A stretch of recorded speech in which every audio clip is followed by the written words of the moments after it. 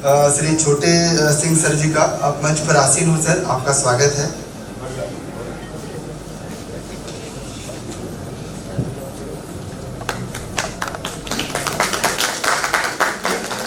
Sir 2011 batch का IAS officer हैं और रेवेन्यू डिपार्टमेंट में रहे हैं। ग्वालियर में एडिशनल कमिश्नर उन्होंने योगदान दिया है और पंचायती राज विभाग में अभी TRI के साथ काफ़ी हम लोग को मदद भी करते हैं। आप लोगों को ज्ञात होगा कि TRI का एम्बेडेड सेल है पंचायती राज विभाग में, जो तकनीकी मदद करता है ग्रामीण क्षेत्र के पंचायतों का सामाजिक आर्थिक विकास में। तो सर का बहुत बहुत स्वागत है।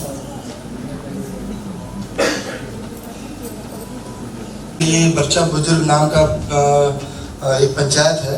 आप मिनिस्ट्री का यदि वेबसाइट आप यदि सर्च करेंगे तो आप देखेंगे कि एंटरटेनमेंट सिचुएशन के तौर पे जो है कि आपका सामाजिक सुरक्षा से संपोषित ग्राम पंचायत को लेकर एक वीडियो है। उसमें दीदी का पंचायत बच्चा बुजुर्ग के बारे में है और वो पंचायत में काफ़ी काम भी करती हैं। खाते गांव का बच्चा बुजुर्ग पंचायत में TRI भी काम कर रहा है। तो दोनों मिलकर हम लोग एक पंचायतों के विकास को लेकर एक विशेष दीदी का सहयोग उसमें रहा है। हम अगले पैनल के तौर पे काफ़ी अनुभवी हमारे सम्मानित हैं प्रोफेसर डॉक्टर PK विश्वास जी हैं। हम उनका मंच पर स्वागत करते हैं और करीब 42 वर्षों का उनका अपना अनुभव है शिक्षा के क्षेत्र पे और एक संस्थान निर्माता के तौर पे हम लोग उनको जानते हैं। और उनका 2 मिनट मैं समय लूँगा उनका परिचय बताने में, क्योंकि बहुत ज़रूरी है सर। वो जागरण लेक सिटी यूनिवर्सिटी के कुलपति हैं और आपका IFM से जो है कि आपका संस्थापक संकाय के तौर पे भी वो रहे हैं और उन्होंने 30 साल तक जो है कि भारत सरकार के विभिन्न संस्थानों में सेवाएं दी हैं। वे दो राष्ट्रीय स्तर के बिजनेस स्कूल हैं, लाल बहादुर शास्त्री प्रबंधन संस्थान दिल्ली और वित्तीय प्रबंधन अनुसंधान संस्थान चेन्नई के निदेशक रहे हैं। उन्होंने श्री सिटी में IFMR बिजनेस स्कूल का नया परिसर भी स्थापित किया है और वो देश के प्रमुख business school IMT Ghaziabad park में डीन भी थे। वे स्काईलाइन विश्वविद्यालय नाइजीरिया के संस्थापक कुलपति थे और डॉक्टर विश्वास AACSB SAQS MBA जैसे राष्ट्रीय और अंतर्राष्ट्रीय मान्यता के लिए कई संस्थानों का नेतृत्व किया है। विश्व बैंक ADB UN पर उन्होंने काफ़ी काम किया है और उनके नेतृत्व में काफ़ी जो है कि आपका रिसर्च पब्लिकेशंस बुक्स रिलीज हुए हैं जो देश का पॉलिसी मेकिंग को लेकर काफ़ी दिशा प्रदान करता है। तो हम लोग का ये प्रिविलेज है हम लोग की हमारे साथ है पैनल में, तो हम उनका स्वागत करते हैं। IFM से हमारे शर्मा जी हैं। शर्मा जी आए हैं IFM से जी, आपका स्वागत है सर। तो डॉक्टर शर्मा 2010 से IFM में सामाजिक मानव विज्ञानी हैं और उन्होंने दिल्ली विश्वविद्यालय से PhD की और उसी संस्थान से मानव विज्ञान में MSc की डिग्री प्राप्त की है। UGC नेट किया है। प्राकृतिक संसाधन प्रबंधन स्वदेशी समुदाय संबंधित सार्वजनिक नीति में विशेषज्ञता के साथ उनका शोध रहा है। उनका विषय रहा है मानव संरक्षित क्षेत्रों, वन्य जीव पुनर्वास, मानव वन्य जीव संघर्ष और परिदृश्य पर उनका काफ़ी काम रहा है।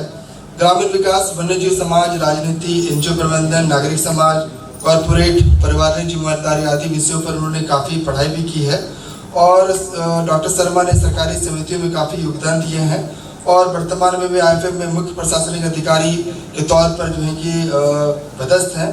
और एक बहुत महत्वपूर्ण चीज़ जो हम लोग बात करते रहते हैं कि IFM का जो देश भर में जो योगदान रहा है फॉरेस्ट मैनेजमेंट को लेकर, तो वन आधारित आजीविका और जनजातीय अध्ययन में उत्कृष्टता केंद्र के अध्यक्ष भी हो रहे हैं। तो हम उनका जो है कि तालियों से स्वागत करते हैं, हमारे पैनल डिस्कशन में शामिल हैं।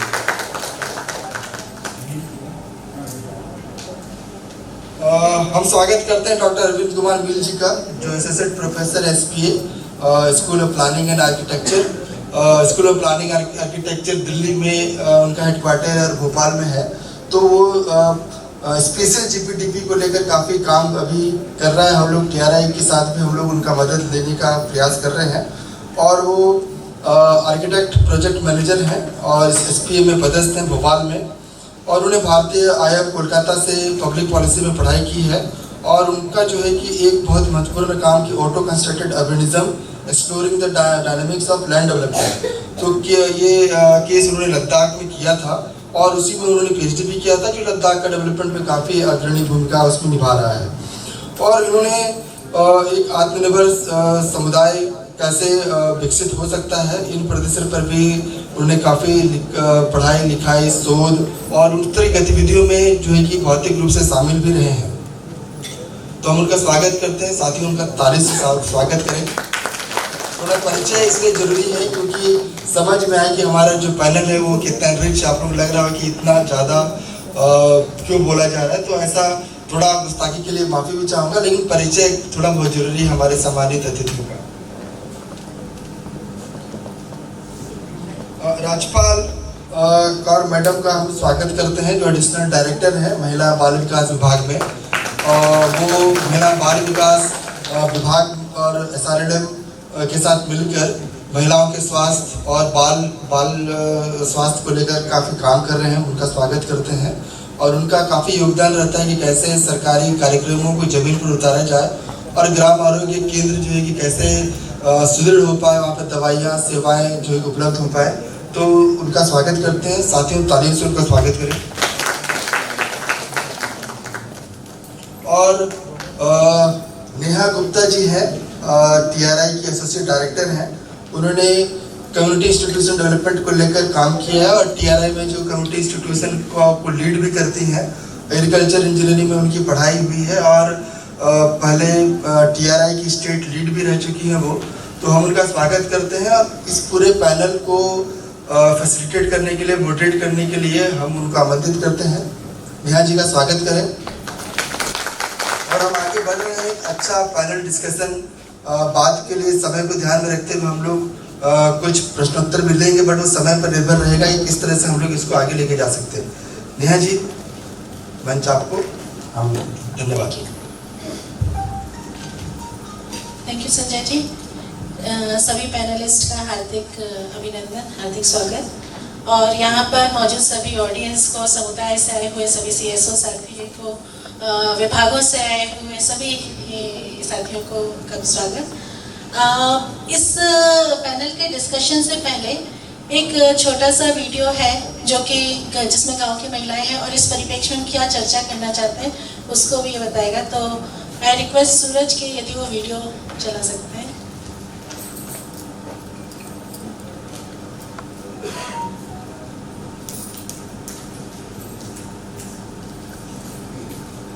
जब तक सूरज वो वीडियो चला रहे हैं, मैं अंजलि दीदी को बोलूंगी कि यदि वो बहुत ही कम शब्दों में कि ये हर गांव का अच्छा चालू हुआ, ठीक है, पहले वीडियो देख लेते हैं। ठीक है, एक नक्शा होता है ना? घर, खेत, रास्ते, तालाब, स्कूल, पंचायत। पर क्या इस नक्शे में हर व्यक्ति की जगह बराबर है?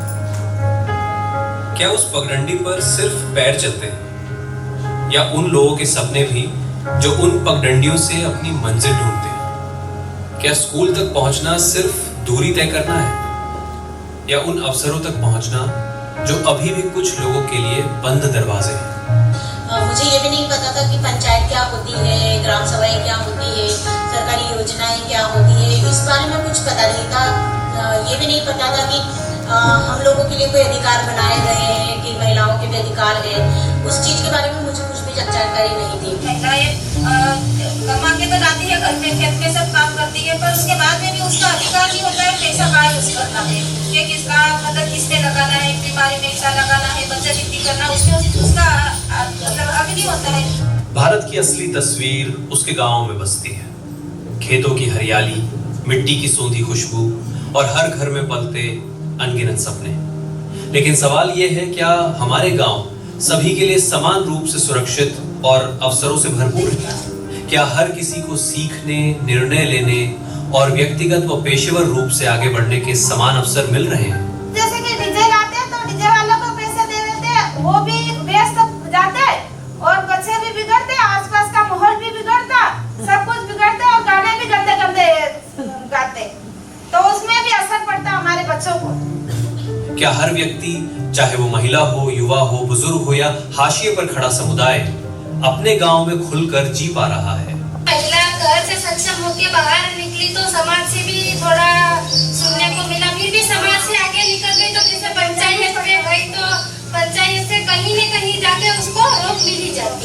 सुरक्षित रास्ते, शिक्षा का अधिकार और निर्णयों में भागीदारी, यही तो असली बदलाव की शुरुआत है। जब लड़कियां बिना डर के स्कूल जा सकें, जब महिलाएं केवल लाभार्थी नहीं बल्कि योजनाओं की निर्माता बने। महिलाएं अपने सिर पर मुंडी रख के पानी हैंडपंप से ला रही है, कुछ उधर बावड़ी से लेकर आ रही है। ग्राम सभा में एक प्रस्ताव रखते हैं कि नल जल योजना को फिर से शुरू करवाया जाए। हर महिला का सपना सिर्फ घर चलाने तक सीमित नहीं, बल्कि निर्णयों में भागीदारी और गांव के विकास में अपनी पहचान बनाने का है। हर लड़की का सपना बस पढ़ाई से नहीं, एक ऐसे गांव से जुड़ा है जहां वो बेफिक्र होकर जी सके, आगे बढ़ सके।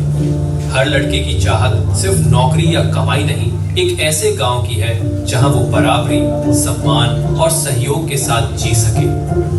युवा जब दिन भर खाली बैठा रहता है गांव में, तो उसके बाद वो गांव में इधर उधर लोगों के साथ बैठता है, फिर उनको शराब और नशीले पदार्थों का मतलब लत लग जाती है। उसके बाद युवा का जो कौशल जो घर पे आना चाहिए तो वो नहीं आता और उनका जो कौशल बिगड़ जाता है। डिजिटल साक्षरता, महिला समूहों की आत्मनिर्भरता और स्थानीय नवाचार। जब बुजुर्गों की दूरदृष्टि ग्राम सभा की योजना में शामिल हो, यही वे आधार हैं जिन पर न्यायपूर्ण और टिकाऊ गांव खड़े होते हैं। बदलाव का हर क्षण अपनी एक कहानी कहता है, कभी संघर्ष की तो कभी साझेदारी और उम्मीद की। पहले ये जो ग्राम सभा को लेकर अपन देखे, पहले पुरुष लोग ही ग्राम सभाएं कर लेते थे। अभी जैसे आरक्षण महिलाओं को भी वो भी आ सकती है, आने से ही ग्राम सभाएं संभव होगी। तो वो वाला जैसे कि महिला पुरुष मिलकर ग्राम सभा हो रही है और उसमें भी भेदभाव कम हुआ है और महिलाएं जैसे अपने मुद्दे भी वहाँ पे रख रही है और उसमें भी आगे मुद्दे को मतलब बढ़ाया जा रहा है, उसमें काम भी हो रहा है। अच्छे पढ़े और अच्छी स्कूलें हो और उसके बाद में अच्छा भोजन मिले, वहाँ का माहौल अच्छा हो। हमारी पंचायत के पास लाइट की व्यवस्था हो, सबके पक्के मकान हो और सबके बच्चे स्कूल जाए, तभी होगा सच्चे ग्रामीण पुनर्जागरण का उदय।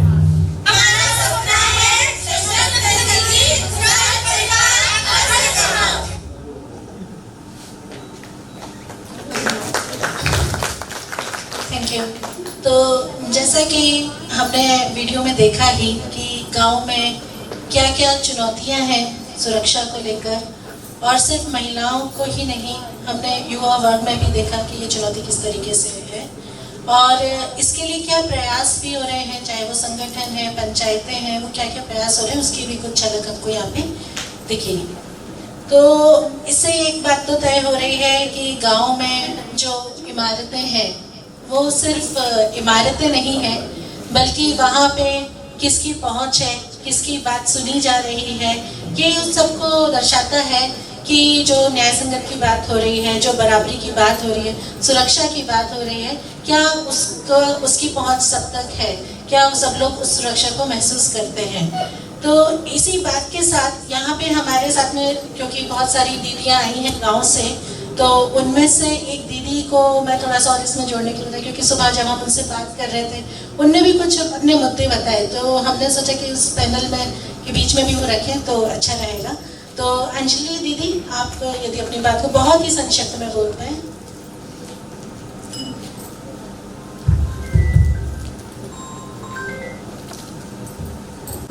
मैंने गांव में देखा है कि जैसे कि दीदियाँ 5 बजे या 7 बजे के बाहर गांव से बाहर जाना असुविधा महसूस करती है, क्योंकि उन्हें यह डर लगता है कि कहीं हम बाहर जाएंगे तो हमारे साथ कुछ अनहोनी ना हो जाए, जैसे कि बलात्कार जैसी मुद्दे को लेकर बात करते हैं। तो मेरा सभी का यही कहना है कि ऐसी जगहों पर स्ट्रीट लाइट की व्यवस्था की जाए जहां पर वाहन नहीं हो, वहां पर वाहन की उपलब्धि की जाए। सभी को धन्यवाद। सुन लेते हैं इतने संक्षिप्त में। रमा दीदी, आप अपनी बात को।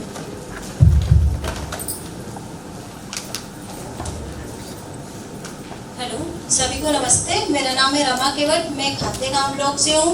अभी तक देखा जाए तो जमीनी स्तर पर जो काम कर रही हूँ मैं, तो मैंने अधिकतर देखा है कि जो लड़कियाँ हैं स्कूल में अधिकतर देखा है कि गांव स्तर पर 8th क्लास तक लड़कियाँ बेटियाँ पढ़ पाती। बात के देखा जाए तो बेटियों को माता पिता बोल देते हैं कि बेटा 8वीं के बाद में हम आपको बाहर नहीं पहुँचाएंगे। देखते हैं कि 8 किलोमीटर या 7 किलोमीटर में स्कूल यदि है तो लड़कियां ऑटोमेटिक ड्रॉप आउट हो जाती। क्योंकि वो अपने आप को असुरक्षित महसूस कर पाती है। जब उनको सुरक्षा को लेकर देखा जाए कि माता पिता विश्वास कर लेते हैं एक बार, तो सेकंड बार कुछ हादसे ऐसे हो जाते हैं कि जिसके कारण आसपास के क्षेत्र के भी माता पिता डर पाते हैं और उसके कारण सारी लड़कियां ड्रॉप आउट हो जाती हैं। जी धन्यवाद दीदी। तो ये देखा कि जो इनके से उनके सामने चुनौतियां बनकर आती हैं, तो इस बात को हम लोग थोड़ा और आगे लेके जाते हैं और इस सत्र का जो चर्चा का मुख्य विषय है वो यही है कि गांव किस तरीके से सुरक्षित गांव हो सकते हैं हर एक के लिए, चाहे वो महिलाएं हों, चाहे वो युवतियां हों, चाहे छोटी बच्चियां हों, या अनदर जेंडर आइडेंटिटीज़ के लोग हैं और कोई जो मार्जिनलाइज लोग हैं, उन सब के लिए कैसे ये सुरक्षित हो सकता है। और इसको हम अलग अलग परिप्रेक्ष्य में आप लोगों के अनुभवों के साथ जोड़कर देखना चाहेंगे। तो इसको आगे शुरू करते हैं हम हमारी सरपंच मैडम के साथ में पहले। तो दीदी यदि आप ये बता पाएँ कि आप क्योंकि महिला सरपंच बनी और आपकी खुद की एक जर्नी रही होगी, खुद का एक सफ़र रहा होगा, यात्रा रही होगी इसमें, तो आप किस तरीके से सुरक्षा को रक्षा के भी आगे देखती हैं, एक महिला की गरिमा उनके सम्मान की तरह देखती हैं, और उसके लिए आपके क्या अनुभव रहे हैं?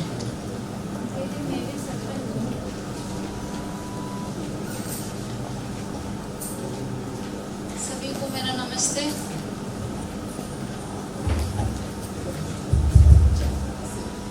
को मेरा नमस्ते।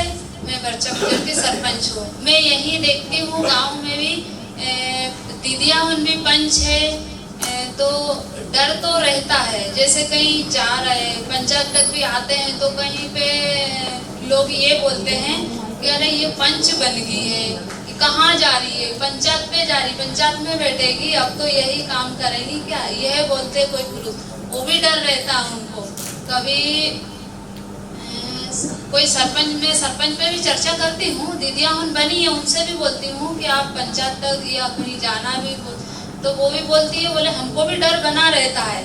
जैसे कि हम खाते गांव तक जाते हैं, कोई का 5 किलोमीटर है, 10 किलोमीटर है, वो भी यही बोलते हैं हमको भी डर बना रहता है, कहीं सूना रास्ता है, कोई कुछ बोल ना दे या ऐसा है। या फिर स्कूल में भी बच्चों उनसे भी मैं जाके चर्चा करती हूँ।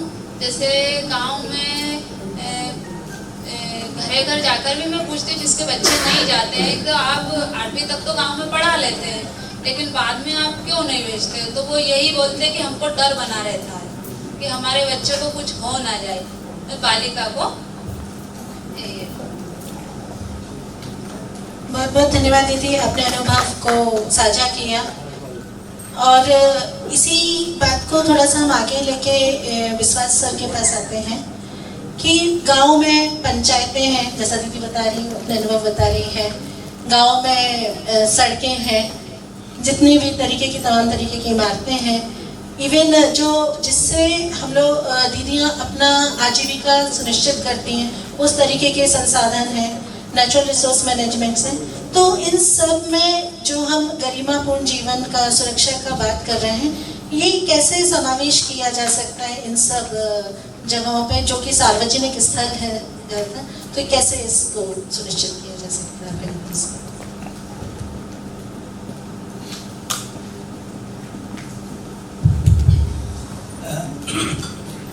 देखिए, हम जो आपका जो थीम है री इमेजिनिंग रूरल लिविंग, मैं थोड़ा सा और आगे तक जाना चाहता हूँ। Instead of reimagining, I think we should think कि रूरल लिविंग कैसे सस्टेनेबल हो सकता है। You don't have to reimagine, you have to make it sustainable. That is first point. और सस्टेनेबल कैसा होगा? अभी आप सब जानते हैं कि सतत विकास का जो एजेंडा 2030 है, ये यदि हम लोग ग्रामीण इलाके से शुरू नहीं करेंगे, we एज ए कंट्री हम इसको कभी अचीव नहीं कर पाएंगे।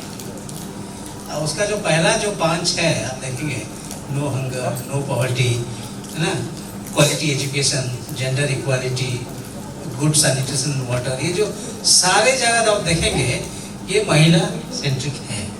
इसको हमको, जैसे कई सारे दीदियाँ बोले, इट इज़ एब्सोल्युटली महिला सेंट्रिक। आप देखें, बहुत पहले भी FAO का एक बहुत रिपोर्ट आया था, अभी भी उसका कई जगह केस स्टडीज हैं। आप देखेंगे women are the best resource managers. हम इसको चाहे या ना चाहें, संसाधन की सबसे बढ़िया मैनेजर तो महिला ही है। आप सोचते हैं घर कैसे चलाते हैं, जला लकड़ी कहाँ से आता है, कौन जाता है लाने के लिए, नॉन टिम्बर फॉरेस्ट प्रोडक्ट्स कौन जाता है लाने के लिए, पानी लाने के लिए कौन जाता है, आपका कैटल जो है उसको कौन संभालता है, परिवार को कौन संभालता है। She is an excellent HR person, project manager, लेकिन हम उनको कभी वो श्रेय नहीं देते हैं। That is the first difficulty we are having. जो हम यदि सतत विकास का जब आप बात करते हैं, हमारा ध्यान वहीं रहना चाहिए। और उसमें बैरियर्स क्या होता है, जैसे इन्होंने बताया कि हम सरपंच हम जा रहे थे, पुरुष लोग सोचते हैं कि ये अब क्या होगा, डर है। तो ये जो सोशियो कल्चरल बैरियर है, ये एक बड़ा इंपॉर्टेंट इशू है। सेकेंडली, हम लोग क्यों महिलाओं को लीडरशिप रोल में हम नहीं देख सकते हैं, ये एक माइंडसेट और मेंटल ब्लॉक जो है हमारा जो है, इसको थोड़ा सा आगे ऊपर के निकलना पड़ेगा। तो इसके लिए क्यों हम उनको कैपेसिटी बिल्डिंग, जैसे मैडम ने किया, सोलर का काफी ट्रेनिंग उन्होंने किया, इस तरह ट्रेनिंग क्यों नहीं किया जाता है। हम क्यों एक barley development centre sustainable development एक जगह क्यों 100 क्यों नहीं कर सकते। मध्य प्रदेश बहुत बड़ा स्टेट है, हम क्यों सतना सिटी में नहीं कर सकते, टीकमगढ़ छतरपुर में क्यों नहीं कर सकते, मंडला में क्यों नहीं कर सकते। इसमें only see geographically, agro economically, culturally Madhya Pradesh बहुत डाइवर्स है। Also the spoken language, lingual diversity also is there. तो इतने जो डाइवर्सिटी है, तो इसके लिए जो हमारा कभी कभी होता है ना, सरकार के, हालांकि सरकार के डिफरेंट जा रहे हैं, बट व्हाट मैं सोचता हूँ कि हमारा एक जो एक तरह का प्रिस्क्रिप्शन सर्विस के लिए लागू करता है, that is the most difficult, that is the most important thing we should do away. हम लोग एक जमाना में, जैसे हम लोग शुरू किया था 1992 में, 1988 में फर्स्ट पॉलिसी आया था, मैं IFM में किया, तो मैं काफ़ी सारे एग्जाम्पल फॉरेस्ट के देखते हैं, एग्रीकल्चर देखते, बाकी भी दे सकता हूँ। जब ये हुआ कि जो जंगल की प्रबंधन जो होगा, वो मैनेजमेंट, कंजर्वेशन एंड प्रोटेक्शन सभी कुछ लोगों के सहायता से होना चाहिए था। तो हम लोगों ने जॉइंट फॉरेस्ट कमेटी बनाया, जंगल सुरक्षा समिति बनाया, बहुत से समिति बनाए, but one of the difficulty things is that जो इंस्टीट्यूशन हम बनाते हैं उसको हम स्ट्रेंथन नहीं कर पाते। Institution strengthening is very very important. हम शुरुआत में कोई भी नया चीज आता है ना, बड़ा जोर से सब कुछ करते हैं, फिर उसका भूल जाते हैं। उसको आगे जो सस्टेन्ड एफर्ट जो रहना चाहिए वो नहीं होता है अनफॉर्चुनेटली। इंडिया में 1940 से लेकर अभी तक जो हुआ है, ये एक मूल कारण। अब हमने कभी इन लोगों को नहीं पूछा कि आपका जरूरत क्या है। हम सोचते हैं हम एक्सपर्ट हैं, बिकॉज मैं IIM का हूँ या IT का हूँ, मैं IFM का हूँ या IRMA का हूँ, तो मैं एक्सपर्ट हूँ। अरे भाई, उनको क्या जरूरत है, they are more familiar their own ecosystem, वहाँ के बारे में ज्यादा जानकारी उनको होगा, बजाय कि IIM ग्रेजुएट। तो उनसे जो हम नहीं पूछते हैं, जो आप जानते हैं, आपने जड़ी बूटी की बात किया, आयुर्वेद थोड़ा सा टच किया, लेकिन there is tremendous amount of knowledge in many of this adivasi villages. मैं आदिवासी इलाके से आता हूँ, मैं सुंदरगढ़ एक जिला है उड़ीसा का, मैं was born and brought up there, my wife is from Koraput, that is also again very heavily forested region. तो हमने तो देखा है, see there is tremendous amount of knowledge which is indigenous knowledge. अभी हम इंडिजिनस नॉलेज सिस्टम की बात कर रहे हैं, IKS का बात कर रहे हैं बहुत जोर से, लेकिन हमने कभी उनको सुना नहीं है। एंड सेकेंडली, महिला के संदर्भ में again they also have traditionally they inherit lot of things, oral traditions. कोई लिखी पढ़ी नहीं होती है, कोई एग्रीमेंट नहीं होती है, कुछ नहीं होती है। और सेकेंडली, जब उनका जो संसाधन है उनके पास उनका कितना पहुंच है, do they have right to the land, do they have right to the credits, do they have right to the forest resources. ये सब चीजें हम लोग एक तो ले आए। जैसे कोई एक दीदी बोला, आई वाज वेरी हैप्पी जब बोल रहे थे, हमें तो पंचायत बना लिया, लेकिन पंचायत को एग्जीक्यूट चलाना कैसे, कभी कुछ हमको कोई पता है नहीं। तो एक्सेस पहुंच जो ना थे, क्रेडिट के, लैंड्स का, बाकी जो चीजें, ये सब चीजें हम लोग नहीं कर पाते। पंचायत अधिनियम 93 में हमने अमेंडमेंट ले आया, urban local body and PRI पर पंचायत, बट उसके बारे में जानकारी कितना है लोगों को।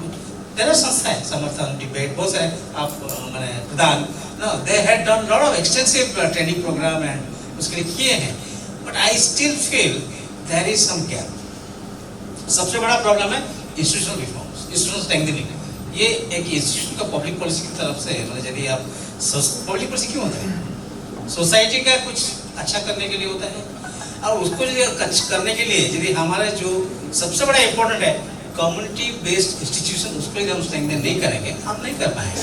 से फॉर एग्जाम्पल पैसा एक्ट है, अभी एक मैं वर्कशॉप में गया था, पैसा एक्ट कब से लागू है और व्हाट इज द, और FRA 2006, even for that matter to education से दो चीजें बहुत महत्वपूर्ण है महिलाओं के लिए भी सबके लिए। बिकॉज आप इनमें देखिए किसका टाइम जाता है, महिलाओं का और गर्ल्स का जाने में, जंगल में जाने के लिए या पानी लाने में या इसको करने में, तो व्हाट इज हैपनिंग, उनका स्वास्थ्य खराब होता है और उनको पढ़ने के लिए भी सुविधा नहीं मिलता है।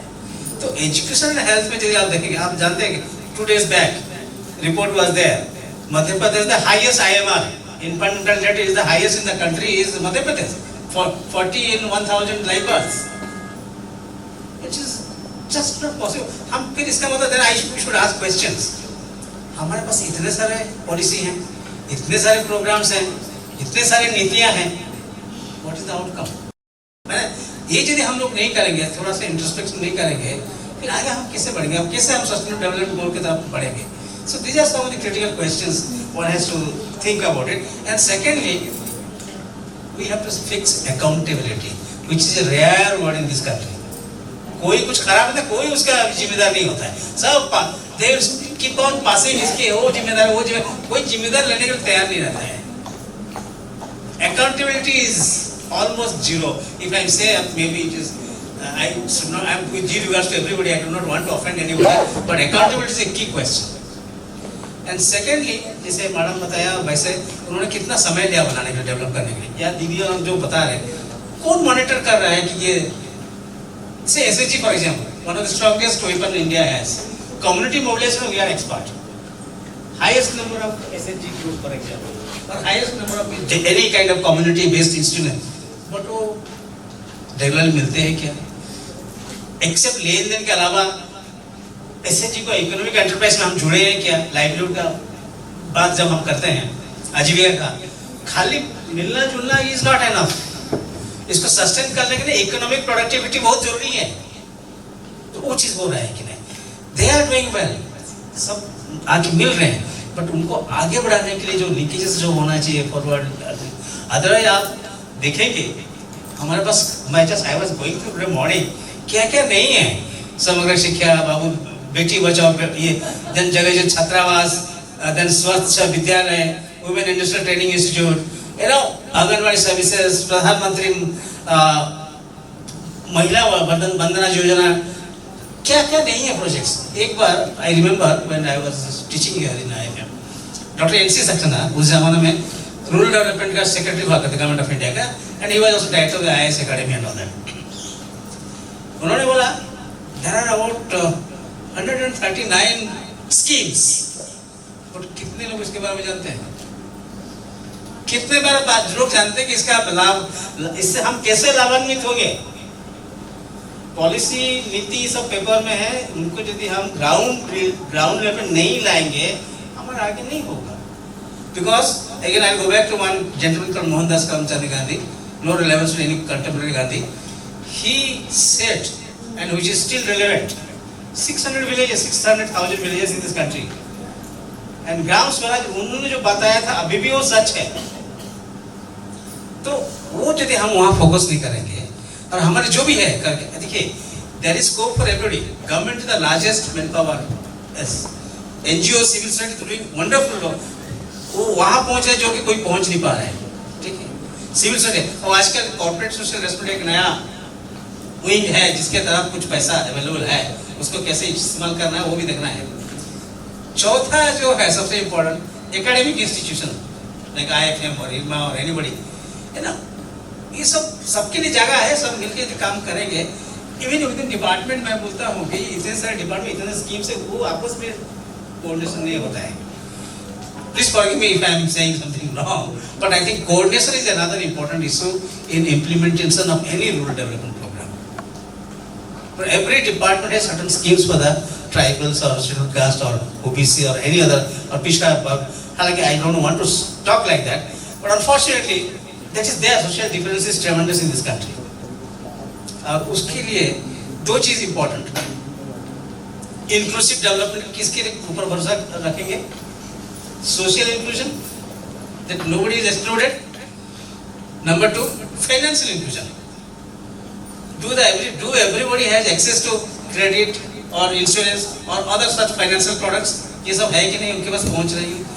Financial inclusion, social inclusion both are extremely important for inclusive development.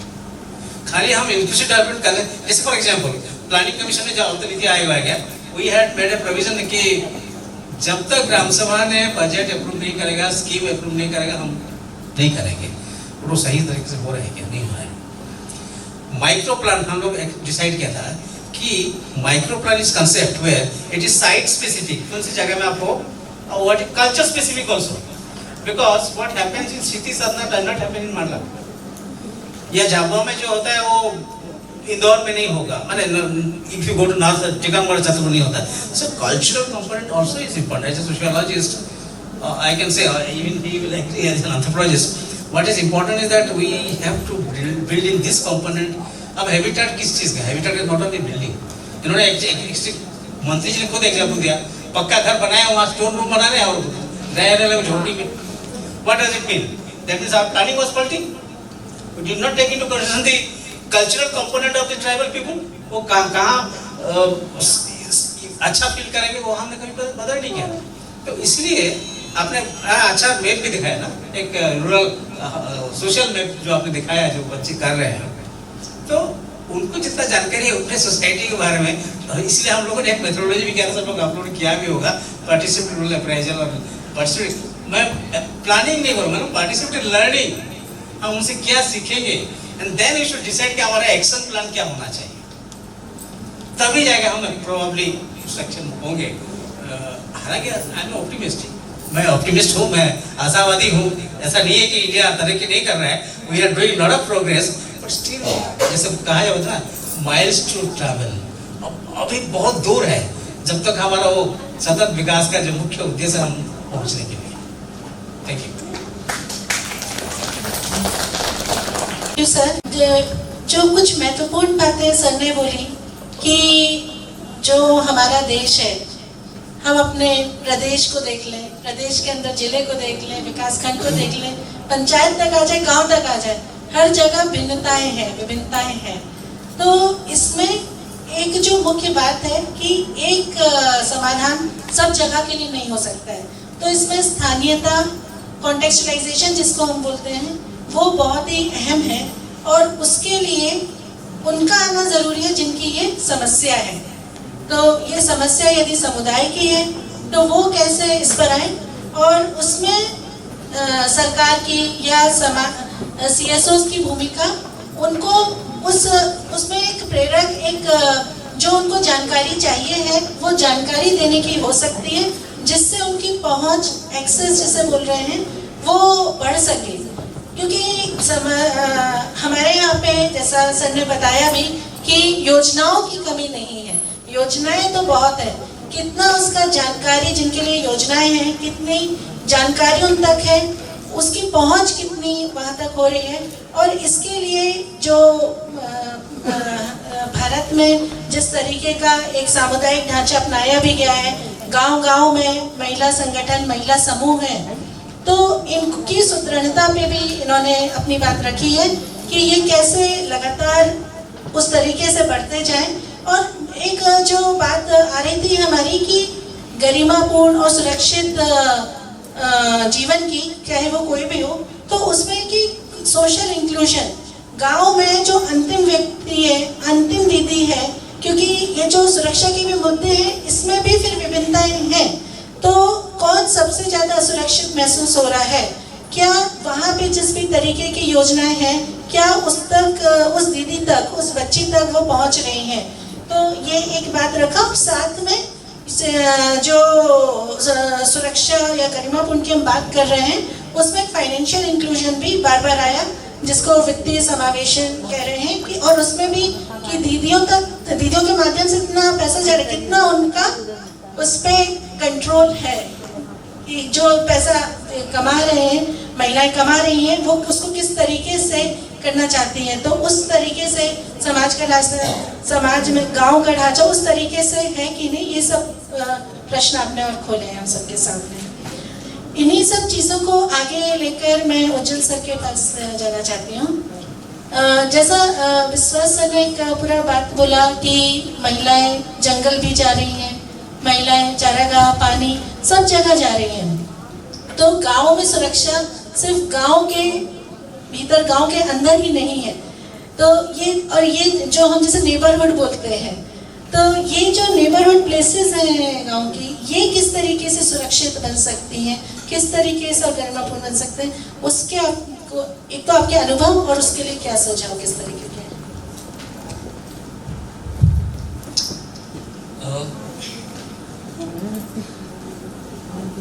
कुछ साल पहले, मेरे ख्याल से 8 साल 7 साल पहले की बात है, हम लोग IIFM जो MP SRLM जो है, तो MP SRLM का एक इम्पैक्ट स्टडी हमको दिया था कि आप इनको पूरा देखिए। MP में हमने बहुत बढ़िया काम था। उस समय बात ये हो रही थी कि हो सकता है बिहार रूरल लाइवलीहुड नंबर 1 में है, नंबर 2 में शायद MP है, उसके बाद उड़ीसा और ये राजस्थान, वैसा कुछ होता होगा। तो सबको ये था कि अब जो निकल के आएंगे, आगरा जो निकल के आएगा, कि लगेगा कि अब इनकम बहुत बढ़िया है, लाइवलीहुड ऐसा हो गया है, वो ऐसा बहुत सारे था। मतलब आसपास जो बातें हो रही थी, जो हमको सुनने में आ रहा था वर्कशॉप्स में, वो था ये तो होना ही था। जब हम शुरू में गए भी रेपो एस्टैब्लिश करने के लिए, तभी भी हमको लगा कि हाँ कुछ तो है, फर्क तो आ रहा है, गाँव में है। पर जब शुरू में जो डेटा जो आया, हमने जब उसको एनालाइज किया, तो हमको वो चीज दिख नहीं रहा था कि ऐसा नहीं है। मतलब फर्क तो दिख रहा है, लेकिन वो नंबर नहीं दिख रहा है, और वो पायलट में था। तो क्या हम कैप्चर नहीं कर पा रहे हैं और क्या हम कैप्चर कर रहे हैं?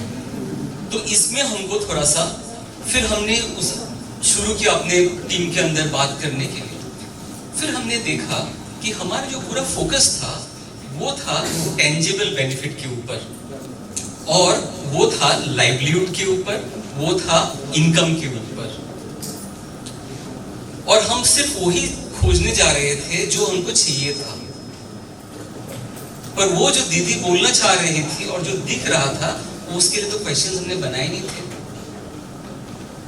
तो दोबारा हमने अपना क्वेश्चंस को जब बदला, अब हमें दोबारा दीदियों के पास हम गए, तो पहला चीज जो निकल के आया, उन्होंने बोला क्या मिला आपको ये SHG में मिलकर? सबका ये था, पहले हम इनविजिबल थे, हमको लोग दिखते नहीं थे, हम ग्लास जैसे थे, देख के निकल जाते थे। जो आइडेंटिटी हमको एक मिला, और जो आइडेंटिटी के पीछे एक लेजिटिमेसी मिला हमको, क्योंकि वो गवर्नमेंट का था। तो एक लेजिटिमेसी बैक किया एक आइडेंटिटी को कि हम कौन है। और जब हम एक ही साड़ी पहन के 10 महिला खड़े हो जाते थे, तो वो आइडेंटिटी सिर्फ हमारा लाइवलीहुड पे ही नहीं, सिर्फ वो लोन लेने में ही नहीं रहा, वो स्पिल ओवर हुआ। जैसे ग्लास भर जाता है, वो पानी स्पिल ओवर हुआ। कैसे हुआ कि अब हम बाहर जाने लगे, थोड़ा बहुत दिन के दिन में जाते थे, बैंक में लोन के लिए जा सकते थे, किसी अफसर के लिए से मिलना था, ब्लॉक लेवल पे हम जा सकते थे। तो ये जो चीजें हैं जो उनको दिलाया MP SRLM या जो भी इस टाइप के SHG बनाने की, तो हमको ये लगा कि ये जो SHG लाइवलीहुड को अगर हम एक और इनकम को एक पॉइंट के लिए दूर भी रखें, I think the most powerful is the concept of SHG। और ये सिर्फ सरकार की बात नहीं है, ये जो हम CSOs देखते हैं, CSOs में और एक मैं एग्जांपल दूंगा, ये अपना केसला के पास ही और ये है, काफ़ी आप लोग में से बहुत लोग जानते होंगे, नर्मदा महिला संघ जानते ही होंगे शायद। तो ऐसे ही मैं जाके इंटरेक्ट कर रहा था दीदियों के साथ, SHG में बात किया, उससे पहले मैं क्लस्टर में भी बात किया था उनके साथ। तो बात तो हो रही थी वही लाइवलीहुड और इनकम के बारे में, पर बात कहाँ से कहाँ पहुँचती आप देखिए। बात यहाँ तक पहुँची कि ये जो है हमको अगेन आइडेंटिटी। फिर वो बोलने लगे कि हम जब पहले बार पंचायत में गए थे, हाथ पैर कांप रहे थे, और हमने एक दूसरे को ऐसे पकड़ लिया, मतलब यहाँ दाग बैठ गया कि आज कुछ भी हो, छोड़ना नहीं, गिरेंगे तो साथ ही गिर जाएंगे, बेहोश हो जाएंगे, वहां पर जाएंगे और प्रधान जी को एक चीज बोलना है। तो हमने पूछा क्या बोलना था ऐसा, क्या ऐसे आप सोच रहे थे कि आपको जाना है, तो उन्होंने बोला कि हम चाहते थे कि हम तो जो है सो बन गए, हमारा जो नेक्स्ट जनरेशन है वो एजुकेटेड बने। अच्छा, ये कैसे होगा, ये तो लाइवलीहुड का एसएचजी था और ऐसे हमने सोचा था। नहीं, हम साथ थे ना, वो स्ट्रेंथ के साथ हम गए, जाके बोले कि रजिस्टर जो है मास्टर जी और स्टाफ का और मिड डे का जो है खाना, उसका मॉनिटरिंग का हमको जिम्मा दे दीजिए। हम ये जरूर इंश्योर, बोलने की जरूरत ही नहीं, हमारे बच्चे को हम क्या खाना खिलाएंगे। आप सोचिए, वो सब्जी कहाँ से आएगा, हमारे गांव से आएगा, वो भी किसी का लाइवलीहुड ही होगा। और थर्ड ये है कि अगर मास्टर जी आ रहे हैं, पढ़ा रहे हैं, तो हमको एक उम्मीद दिख रहा है कि नेक्स्ट जनरेशन बिल्कुल अलग है। अब उसके बाद यही एसएचजी जो हम बात कर रहे हैं, ये सिर्फ मेरा पॉइंट ये है कि सिर्फ SHG is a powerful concept. Second, सीमित सिर्फ लाइवलीहुड और इनकम पे नहीं, पर स्पिल ओवर हुआ है। और जाके फिर आप देखेंगे वाटरशिप पे भी काम कर रहे हैं, ग्रासलैंड में भी काम हो रही है। कौन कर रहा है? यही जो महिला, जो एक साथ जो 12 महिला ग्रुप हो गए हैं या 20 कहीं कहीं जो हो गए हैं, वो जाकर कर रहे हैं कि ये हमारे लिए जरूरी है। तो कहने का ये मतलब है कि डेवलपमेंट में जो एसएचजी है वो भी एनवायरनमेंट में काम करती है। और अगर हम उल्टा देखें, कलेक्टिव, अगर हम एसएचजी वर्ड को ड्रॉप करके कलेक्टिव, हम सब जानते हैं चिपको आंदोलन के बारे में, चिपको उत्तराखंड, और सबको मालूम है कि हमने उसको हक करके पेड़ को बचाया।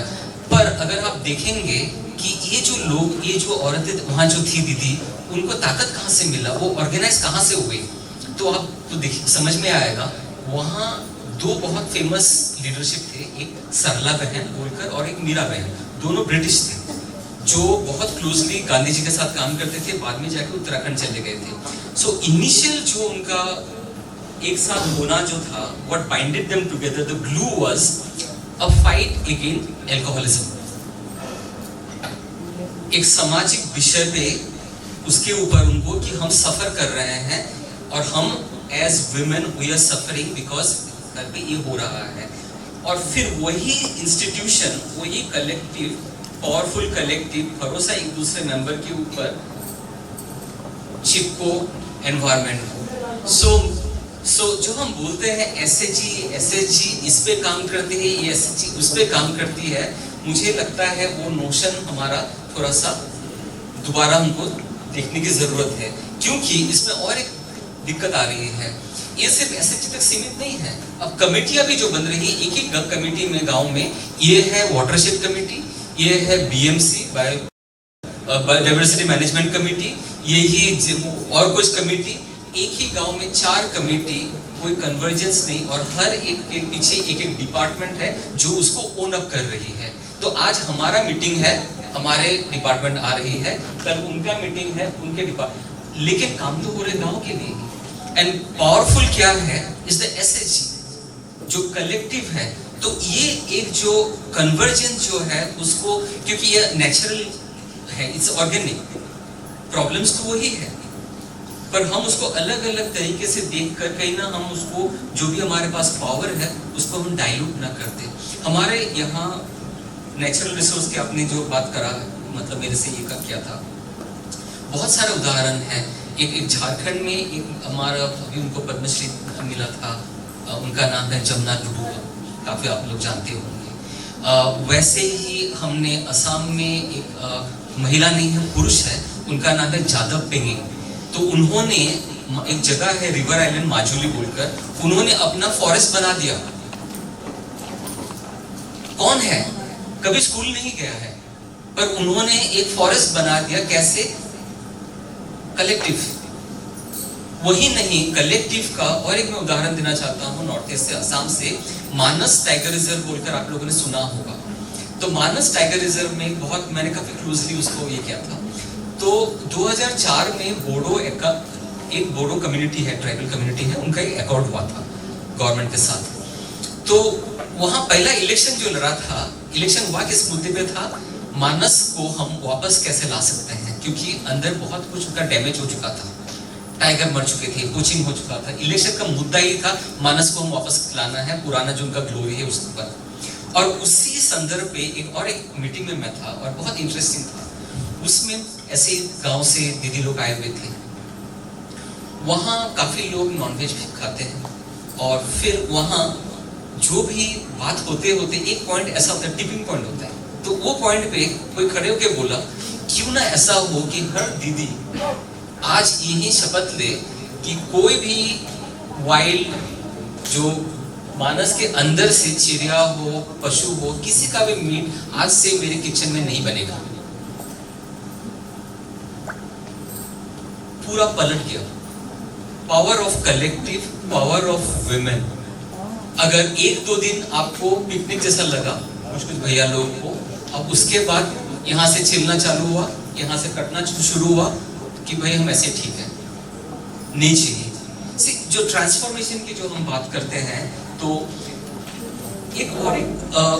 और यही संस्थान जो मानस ने काम किया, उनको फिर बाद में जाकर अमृता देवी बिश्नोई अवार्ड मिला 2006 में, उनका जो काम उनके रिकॉग्निशन में। तो हम जो बात कर रहे हैं, मैं जो बात करना चाह रहा हूँ कि कलेक्टिव और जो कोहिशन की बात है, जो ग्लू की बात है, और जब हम एक होने की बात करते हैं, एक साथ काम करने की बात करते हैं, उसमें फिर आ जाता है इंक्लूजन। जब तक लोग इंक्लूडेड नहीं होगा या एक्सक्लूडेड रहेगा, तो फिर वो एक साथ होना नहीं चाहेगा। अब यहाँ थोड़ा सा मैं एक चीज पे आपका अटेंशन चाहूंगा। कई बार हम उसको ना बहुत बाइनरी तरीके से देख लेते हैं, पुरुष महिला, कि ये स्कीम है महिलाओं के लिए, ये स्कीम है पुरुष के लिए, या जो भी है। अगर यूनिवर्सल कवरेज ना हो कि सबको, जैसे पोलियो वैक्सीन सबको लगा, यूनिवर्सल कवरेज है, अगर वैसा ना हो, मुझे लगता है हमको और थोड़ा सा बारीकी से देखना चाहिए, क्योंकि हर दो महिला बराबर नहीं होती है। जो हम बोलते हैं आज के हमारे कंटेक्स्ट में, उसको एक कंसेप्ट बोलते हैं इंटरसेक्शनलिटी। इंटरसेक्शनलिटी एक कंसेप्ट है जिनको एक अमेरिका में एक लेडी ने दिया था। उनका अफ्रीकन ओरिजिन था, अमेरिकन सिटीजन। तो उन्होंने देखा कि मैं एजुकेटेड हूँ, पर मेरा हालत वो नहीं है जो एक वाइट अमेरिकन एलिट का है। वो भी वुमेन है, मैं भी वुमेन हूँ, पर द डिस्क्रिमिनेशन जो मैं फेस कर रहा हूँ और वो जो फेस कर रहे, दोनों में तो फर्क है। क्योंकि यहाँ वुमेन के साथ मेरा इनकम भी आ रहा है, मेरा स्किन कलर भी आ रहा है, मेरा एथनिसिटी भी आ रहा है, मेरा आइडेंटिटी भी आ रहा है। और ये जो क्रॉस रोड इंटरसेक्शन, मतलब ये एक रोड इंटरसेक्शन में जो है, is the most vulnerable one. And वो जो बिल्कुल इंटरसेक्शन में खड़ी है, very high chance she will be left out. क्योंकि even in the poorest of village there is elite capture. बिल्कुल आप कहीं भी चले जाएंगे, सबसे गरीब से गरीब गांव में चले जाएंगे, आपको एलिट कैप्चर दिखेगा वहां भी। तो मेरे ख्याल से जो इंक्लूसिव, हम कोहिशन की हमने बात करा, अब जो हम इंक्लूजन की बात कर रहे हैं, और इंक्लूजन में अगर आप लेंस यूज करते हैं इंटरसेक्शनलिटी की, देखा गया है कि जब ये दो साथ आ जाता है, उस कम्युनिटी में रेजिलेंस आती है। कभी भी बाढ़ आए, एक साथ जुड़ जाते हैं, कभी भी उसमें बारिश नहीं हो रही है, एक साथ जुड़ जाते हैं, जिसको हम रेजिलेंस करते हैं। और ये तीनों चीज को हम अगर जब कंबाइन करते हैं, ये नया कंसेप्ट और एक आया है, उसको वर्ल्ड बैंक ने एक नाम दिया है, उसका नाम है सोशल सस्टेनेबिलिटी। अभी तक हम सस्टेनेबिलिटी की जब बात करते हैं, हमको एनवायरमेंटल सस्टेनेबिलिटी ही लगता है, एनवायरमेंटल। अब वर्ल्ड बैंक एक नया फ्रेमवर्क लेके आई है कि हमको ये करना चाहिए कि हर विलेज, हर टाउन, हर सिटी, इसमें should be socially sustainable. Socially sustainable का 4 उन्होंने बताया है। 1 कोहेसिवनेस, 2 इंक्लूजन, 3 रेजिलेंस, और जो डिसीजन लिया जाता है उसको उन्होंने कहा है प्रोसेस लेजिटिमेसी। यानी कि जो भी डिसीजन उनके ऊपर लिया जा रहा है, कौन डिसीजन ले रहा है, क्या वो लेजिटिमेट डिसीजन है, उनके पास पावर कहां से आया, किसने उनको वो हक दिया। दूसरा, क्या वो डिसीजन सही है सबके लिए, कि वो जो इंटरसेक्शन में जो थी दीदी, वो कहीं छूट तो नहीं गई है, तो उसमें फेयरनेस, इक्विटी, जस्टिस, और फाइनली क्या ये एक्सेप्टेबल है। तो मैं जब ये टाइटल देखा, रीइमेजिनिंग रूरल इंडिया, मुझे लगा शायद हमारे ये समय है कि we should be talking about social sustainability. So sustainability has become the key word for industry, for economy, but time is just right to mainstream the concept of social sustainability, and every decision that is taken should be in the light of social sustainability. Thank you so much. Thank you sir.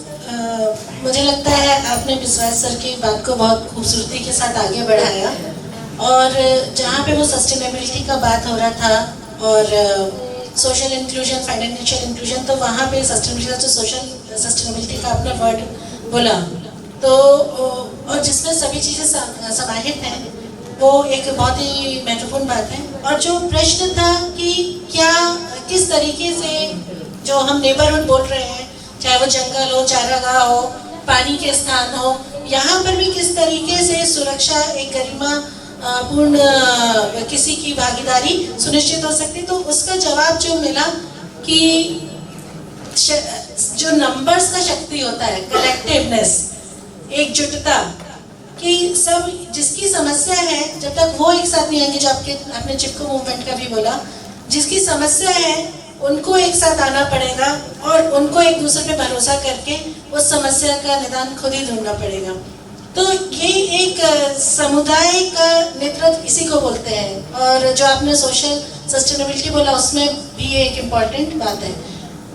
एक और बात को बस मैं यहाँ पे सभी के सामने बोलना चाहूँगी, जो इन्होंने बोला, जिसको उसको अनदेखा ना करें, कि ये जो कलेक्टिव स्ट्रेंथ बन रहा है, ये कलेक्टिव स्ट्रेंथ किस लिए बन रहा है, तो इसको जो बहुत खूबसूरती के साथ इन्होंने बोला कि इंटरसेक्शनलिटी जिसकी बात कर रहे हैं, कि सभी महिलाएं तो एक जैसी नहीं है।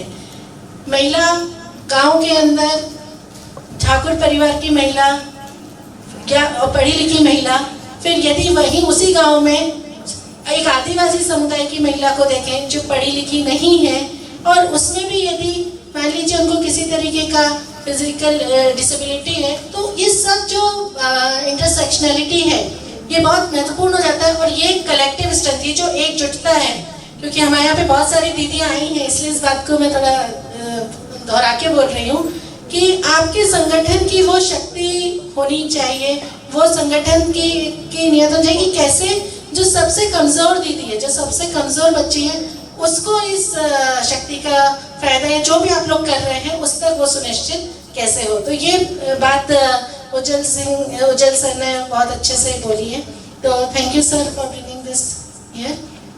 अब इसी बात को मैं आगे ले जाने के लिए कौर मैम के पास जा रही हूँ कि ये जो बातें कहीं, इसमें एक समुदाय का तो बात बार बार आ रहा है कि जिसकी समस्या है उनको किस तरीके से क्या क्या करना चाहिए, किस तरीके से, और विश्वास सर ने बोला कि योजनाओं की तो कमी नहीं है, पहुंच का है, तो पहुंच में क्या जानकारी जैसी चीज़ें, क्या क्या चीज़ें हम कर सकते हो। अब यदि इसको हम एक प्रशासनिक दृष्टिकोण दें कि योजनाएं हैं, तो वो इस तरीके के जो समस्याएं, और साथ में जो भी सॉल्यूशंस आ रहे हैं, या यदि कुछ कदम समुदाय उठा रहा है, तो विभाग उसको कैसे गति देने में मदद कर सकता है, क्या चीज़ें चल रही हैं और क्या चीज़ें और हल होने की ज़रूरत है।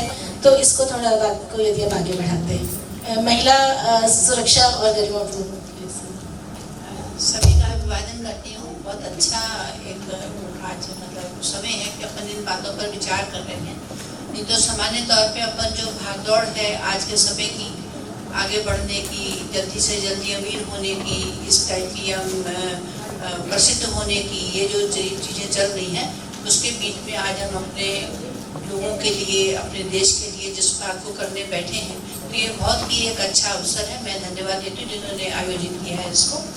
ये जो बात आपने मैडम कही है कि कैसे उसको एड्रेस करते हैं हम लोग, तो सबने पहले बोला था बीच में कि बहुत सारी स्कीम्स चलती हैं और 139 की लगभग, और उनमें आपस में रिलेशन नहीं होता, या इससे तो उससे नुकसान होता है। अगर एक साथ बैठ कर उनको किया जाए तो उसका फ़ायदा बहुत ज़्यादा होगा।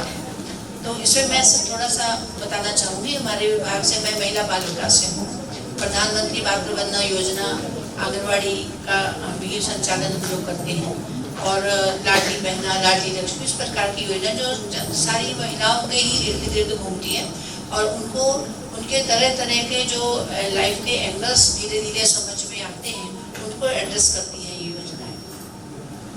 तो जो समस्याओं का समाधान करने की बात आपने कही है कि कैसे उनको एड्रेस करें, तो उसमें यह है कि हमारे विभाग का जो स्ट्रक्चर है वो काफ़ी बड़ा है और उसका जो रीच है, उसकी जो पहुंच है वो हर गांव तक है, हर छोटे से छोटे बंजरे टोले तक है। खासकर आदिवासी क्षेत्रों में तो प्रावधान है कि 150-200 की भी आबादी पर आंगनबाड़ी केंद्र हमारा खुला हुआ है। तो जो हमारी आंगनबाड़ी कार्यकर्ता होती वो चूँकि स्थानीय होती, वहीं की होती है, लोकल लैंग्वेज भी जानती है, एक एक व्यक्ति से वो परिचित होती है और उनको वो उनकी समस्याओं को सुनती है।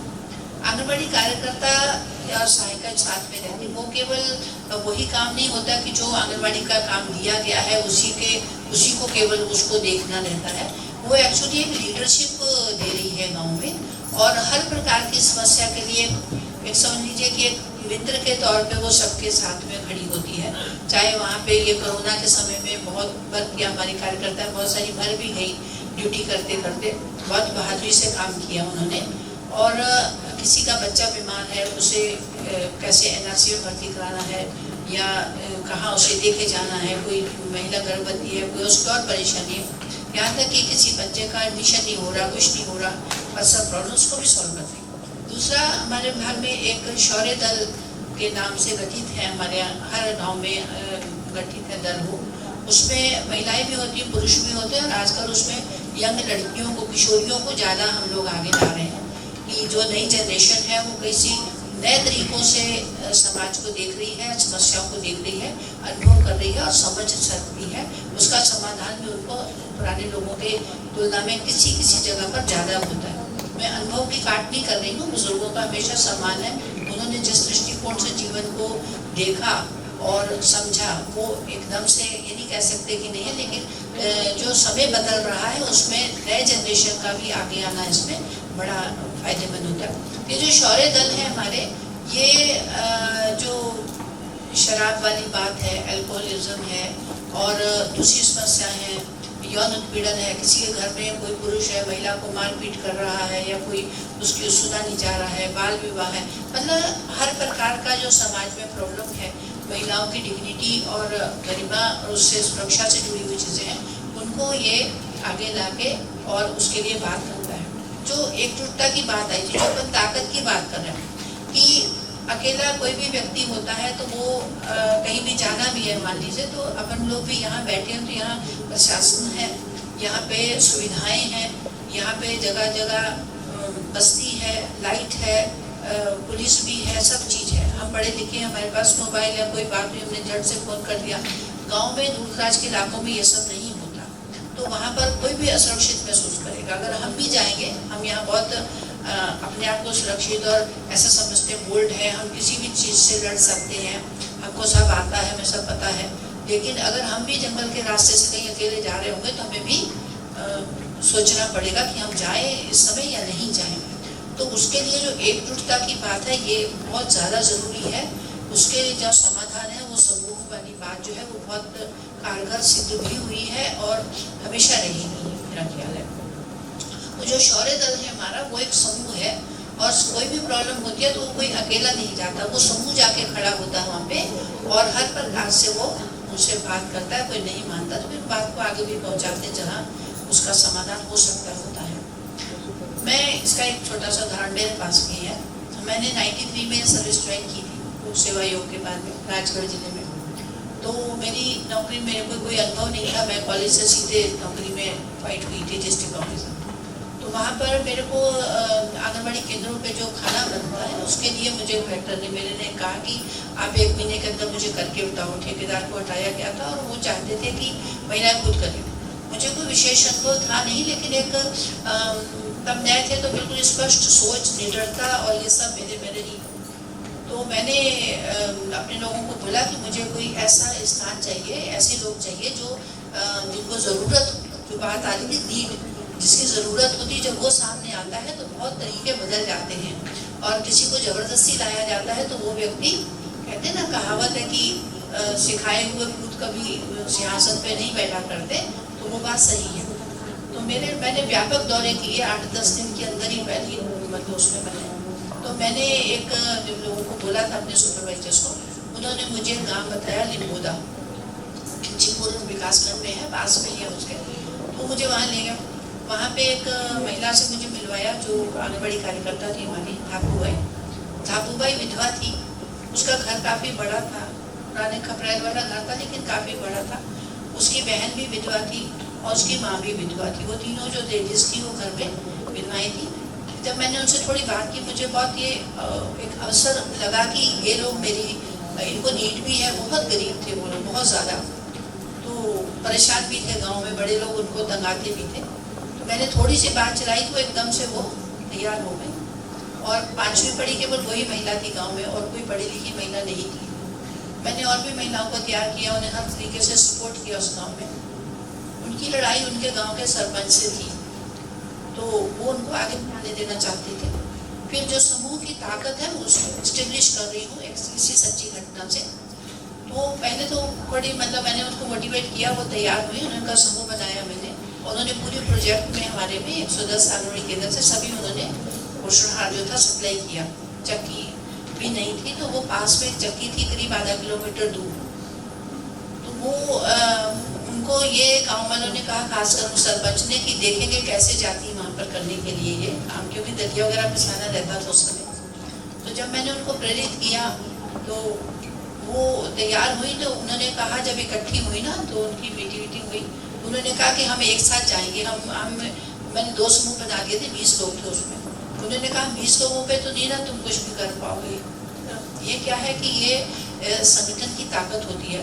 तो 20 महिलाओं ने, जो बिल्कुल टोटल अनपढ़ थी, समझो 5वीं पास एक ही लेडी थी धापूबाई और कोई नहीं, वो भी गाँव की 5 पढ़ी, उस समय की कैसी होगी बेचारी। तो वो उन्होंने खुद से ये प्लान किया कि 2-2 लोग जो है वो ड्यूटी लगाएंगे, चक्की वाला उनके साथ धोखा ना करे। तो रात भर वो चक्की, क्योंकि तब लाइट भी कम आती थी, रात भर वहाँ पे बैठती थी कि हमारे साथ धोखा ना हो जाए। 2 महिलाएं, और फिर सभी महिलाओं को बार से वो थोड़े छोटे जो बोरी का आधा बीज होता, अपन कट्टा बोलते हैं उसको, तो उसमें जो है वो लाला के ढोड़ों के पीठ पे वो सामान आती थी। वो समूह इतना सक्सेस हुआ, उनका संगठन इतना बड़ा। मेरा थोड़े समय बाद वहाँ से 1 साल बाद में ट्रांसफर हो गई, लेकिन वो समूह अभी तक भी मेरे टच में है। और उसको पार्लियामेंट से एक टीम भी आई थी उसको देखने के लिए, विदेशी बहुत सारी टीमें वहाँ पे आई, बहुत चर्चा में रहा वो। तो लास्ट में जो कहते हैं ना, जैसे पॉलिटिकल सोच जब आने लगता है किसी में, तो अपन कहते हैं कि इसका काफ़ी डेवलपमेंट इस इंसान का हुआ है। तो जो उसकी अध्यक्ष थी धापूबाई, उसने फिर अपने उसी जो सरपंच था उसी के खिलाफ उसने चुनाव भी लड़ा। तो काफ़ी आगे तक बात बढ़ी, वो बहुत सशक्त रहा, उसका उदाहरण बना। तो ये क्या है कि संगठन की बात, संगठन में ताकत होती है, ये हमें बिल्कुल समझना चाहिए। चाहे हम कितना भी कहते हैं, लेकिन गांव में अभी भी जो स्थितियाँ होती हैं, वो जो मैंने शुरू में कहा, हम भी असुरक्षित महसूस करेंगे, अकेले इस टाइम जाना होगा फॉरेस्ट में, तो संगठन ही उसका रास्ता है। ये मेरा अनुभव अपना है, मेरा फीलिंग है। दूसरा होता है लिटरेसी। कोई भी आदमी है, जब वो जो पढ़ा लिखा व्यक्ति, उसके लिए सब चीज़ स्पीकिंग है, उसको सब दिख रहा है, समझता है, बोलता है, उसको कॉन्फिडेंस होता है। और जिस आदमी को अवेयरनेस नहीं होती अपने अधिकारों की, अपने कोई किसी भी प्रकार से जागरूकता नहीं आ सकती शिक्षा के बिना, वो होता तो अपने आप को वो कमजोर पाता, मैं कहाँ चाहूँ। और तीसरी बात यह है कि जो फाइनेंशियल लिटरेसी है, और आजकल मैं उसके साथ जोड़ूंगी डिजिटल लिटरेसी है। हर चीज़ आजकल हम जब यूज़ कर रहे हैं, तो इससे एक मोबाइल से हमारे कितने काम सॉल्व होते हैं, कहाँ हमारी एक्सेस हो जाती है, पहुँच हो जाती है, ये अब किसी से अछूती बात नहीं है। तो हमारा मैं थोड़ा सा ऐड करूँगी कि हमारे विभाग में डिजिटल लिटरेसी और फाइनेंशियल लिटरेसी पर बहुत सारे कार्यक्रम अभी तैयार कर रहे हैं। हम लोग महिलाओं को भी सिखा रहे हैं। और जब आंगनबाड़ी हमारी नई खुली थी, तो वहाँ पर किसी महिला को हमें तैयार करना पड़ता था कि तुम कैसे भी आंगनबाड़ी कार्यकर्ता बन जाओ। आज ये है कि मुझे लगता है BSc का जो सिलेक्शन है वो ज़्यादा आसान है, बजाय कि आंगनबाड़ी कार्यकर्ता की इतनी होड़ होती है। उसके कारण लिटरेसी बढ़ी है। तब हमको 5 क्लास पढ़ी लेडी नहीं मिलती थी, और आज MA, BEd, MA ये लेडीज़ जो हैं वो हमारे आंगनबाड़ी में भर्ती की है। इससे लिटरेसी बहुत बढ़ी है, और उनमें इतनी ताकत आई है गाँव की महिलाओं में और आंगनबाड़ी के माध्यम से लोगों को एक रास्ता भी मिला गांव की महिलाओं को कि हमें कहाँ अप्रोच करना कितनी परेशानी में। अब टाइम उतना कम है, लेकिन मैं ये बताऊंगी कि किसी भी प्रकार की समस्या हो गांव में तो हमारी आंगनबाड़ी उसका समाधान कार्यकर्ता उसका करती है, उसको लीड करती है और बहुत सारी चीज़ें आती हैं हमारे सामने। इतने उदाहरण आते हैं, इतनी सक्सेस स्टोरी आती है कि कैसे उसने उनको हेल्प किया, कैसे वो आगे बढ़ा। ये जो बहाव है समाज में बदलाव का, स्ट्रेंथ का, ये आ रहा है, थोड़ा स्लो होता है लेकिन फिर भी ये लगातार आ रहा है और ये इसके तरीके वही है। संगठन होना बहुत ज़रूरी है, खासकर गाँव में बदलाव चाहते हैं हम ये नहीं कर सकते कि वहाँ वो रास्ता है तो वहाँ पे अगर स्ट्रीट लाइट लग जाएगी तो सेव हो जाएगा। स्ट्रीट लाइट नहीं सेव करती इतना इंसान को जितना उसके अंदर की मजबूती करती है, उसका संगठन करता होता है। तो समय के अनुसार मैं थोड़ा मतलब यही अपने विराम देती हूँ। Thank you. आपने बहुत महत्वपूर्ण बातें बोली, खासकर कि संसाधन है, संसाधन होने से एक सुलभता हो सकती है, लेकिन जो अंदर से शक्ति आती है वही जो आपको सुरक्षित महसूस कराती है और वो कहीं ना कहीं आपके माहौल से आती है। तो वो माहौल को कैसे अच्छा किया जा सकता है। और साथ में आपने जो डिजिटल लिटरेसी की बात बोली, थैंक यू उसको यहाँ पर लाने के लिए, क्योंकि आज के युग में वो बहुत इम्पोर्टेंट है।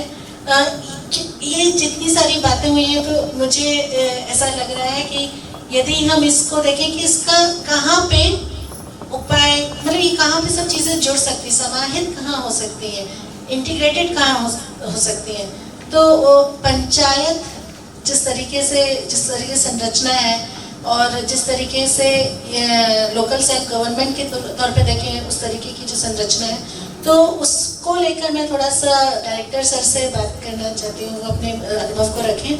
खास करके महिला हितैषी पंचायतों के जो अनुभव आ रहे हैं वो कैसे सुरक्षा की जो हम बात कर रहे हैं उसको कैसे सुदृढ़ कर रहे हैं, और साथ में इन सब के लिए क्योंकि एक जो स्थानीयता और कॉन्टेक्चुअलाइजेशन की जो बात कर रहे हैं संदर्भ उनकी, तो जीपीडीपी एक उसमें बहुत अहम भूमिका है। तो जीपीडीपी को हम लोग कैसे सुरक्षित गाँव के उसमें देख सकते हैं, वो थोड़ा सा इन दो बातों पे यदि हम अपनी बात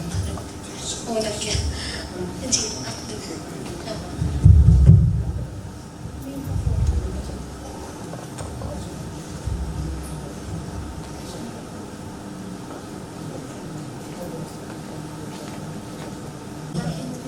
काफी समय हो गया है और गांव देहात से दीदियां आई हुई हैं जी। हाँ, गांव बिल्कुल स्वाभाविक है, गांव बहुत दूर है और इसलिए आपकी भावना को समझते हुए मैं बहुत जल्दी से अपनी बात को विराम दूंगा। देखिए, दो तीन तरीके की चीजें हैं। सबसे पहले तो हम बात कर रहे हैं सुरक्षा की, तो गांव के लेवल पे या शहर के लेवल पे जहाँ की भी, चूंकि हम गांव की बात कर रहे हैं तो गांव के लेवल की बात कर रहे हैं। तो सुरक्षा में सबसे ज़्यादा इम्पोर्टेंस, सबसे बड़ा इम्पोर्टेंस है महिला और बच्चों की सुरक्षा। दूसरी बात हम करते हैं इकोनॉमिक डेवलपमेंट। तो मैं दूसरी वाली बात पहले कह के और फिर पहले वाली बात कहूँगा। देखिए, जैसा कि अभी राज्यपाल कौर मैडम ने भी बताया, हम चूंकि सरकारी अधिकारी या कर्मचारी हैं तो हमको सरकार की बात भी मालूम होती है और प्राइवेट जो बात है वो भी मालूम होती है। तो जहाँ तक सरकार का प्रश्न है तो सरकार अपने सभी संसाधनों के माध्यम से ये प्रयास करती है कि जो अंतिम छोर का भी व्यक्ति है उसको भी कोई ना कोई बेनिफिट सरकार दे सके और उसको डेवलप कर सके। तो वो सरकार का एक एम होता है और उस एम को लेके सरकार डिफरेंट टाइप की स्कीम्स चलाती है। उन डिफरेंट टाइप्स की स्कीम्स में बहुत सारे इस तरीके के लीगल फार्मूले होते हैं जिससे कि हमने कोई इस तरीके का कानूनी प्रावधान बना दिया जिसमें कानूनी प्रावधान में हमने सबको इक्वल लेवल पे ले आए। किसी जगह हमने कुछ इस तरीके के प्रोटेक्शन बनाए जिससे कि हम इकोनॉमिकली सशक्त करें, कुछ हमने इस तरीके के फेवर किए जिससे कि महिलाएं या बच्चे इकोनॉमिकली सशक्त हो जाएं। तो ये इस तरीके की एक्टिविटीज गवर्नमेंट की विभिन्न योजनाओं के माध्यम से चलती हैं। और आज जो हम यहाँ इतने लोग बैठे हैं ये शायद उसी सब का परिणाम है। अगर हम थोड़ा सा बैक में जाके देखें तो शायद 10, 20, 25 साल पहले शायद हम इस स्थिति में नहीं थे। हम लोग भी, मैं भी 94 में कौर मैडम के 1 साल बाद ही नौकरी में आया हूँ और 94 में शायद ये स्थिति नहीं थी। हालांकि 93 में ये पंचायत का एक्ट आ गया था और फिर उसके बाद से जब से 50% रिजर्वेशन इसमें महिलाओं का हुआ तो वो धीरे धीरे जो है संख्या तो आ गई लेकिन उनका उस लेवल तक आगे डेवलपमेंट नहीं हुआ। प्रॉक्सी लीडरशिप चल रही थी। अभी वो प्रॉक्सी लीडरशिप मैं ये नहीं कह सकता कि खत्म हो गई, but it is not more than 25%। उस समय जब पहले बार हमने देखा था तो शायद कोई महिला ही आती थी अपने पद को संभालने के लिए ही कोई अकेली महिला आती होगी और आज मैं समझता हूं कि ज्यादातर आई। तो समाज में परिवर्तन तो आना शुरू हो गया और उसका परिवर्तन का कारण इकोनॉमिक एक्टिविटीज भी हैं और लीगल एक्टिविटीज भी हैं। तो उन लीगल प्रावधानों के कारण जो है ये परिवर्तन आना शुरू हो गया है। इकोनॉमिक एक्टिविटीज में अभी जैसे हमारे सेल्फ हेल्प ग्रुप्स काम कर रहे हैं। सेल्फ हेल्प ग्रुप्स आप जैसा जानते हैं महिलाओं के ही हैं, तो वो आ रहे हैं और उससे जो है एक कोहेसिवनेस या एक ग्रुप वाली जो भावना है और जो ग्रुप के साथ जो स्ट्रेंथ चलती है वो जो भावना है वो भावना भी आ रही है और उसके माध्यम से सशक्त भी हो रही है दीदियाँ। ऐसा भी नहीं कि सशक्त नहीं हो रही, तो उसके माध्यम से सशक्त हो रही, बाहर भी निकल रही। तो ये तो हो गया गवर्नमेंटल इफेक्ट, यानी गवर्नमेंट जो अपने संसाधनों से प्रयास करती है। लेकिन ये सब कुछ नहीं है। जो सब कुछ है उसके लिए हमको शायद थोड़ा सा ज्यादा प्रयास करना पड़ेगा। मैं अपने अनुभव से कह सकता हूं या जो मैंने देखा है उसके हिसाब से कह सकता हूं, कोई भी सिस्टम, कोई भी समाज, कोई भी व्यवस्था एक बड़े लंबे प्रोसेस के तहत बनती है। और यदि जो, मैं तो सोशियोलॉजी का नहीं हूं स्टूडेंट, लेकिन सुना हूं आप ही लोगों से कि शुरुआत में आदमी अकेला रहा होगा, फिर समाज बना, धीरे धीरे कैसे लोग इकट्ठे हुए और फिर पहले जंगली जानवरों से लड़ने के लिए एक जगह इकट्ठे होकर घर की तरह से रहना शुरू कर दिए। बस्तियां बन गई, बस्तियों से, छोटी बस्ती से गांव बन गए, गांव से शहर बन गए और शहर से देश और दुनिया बन गई।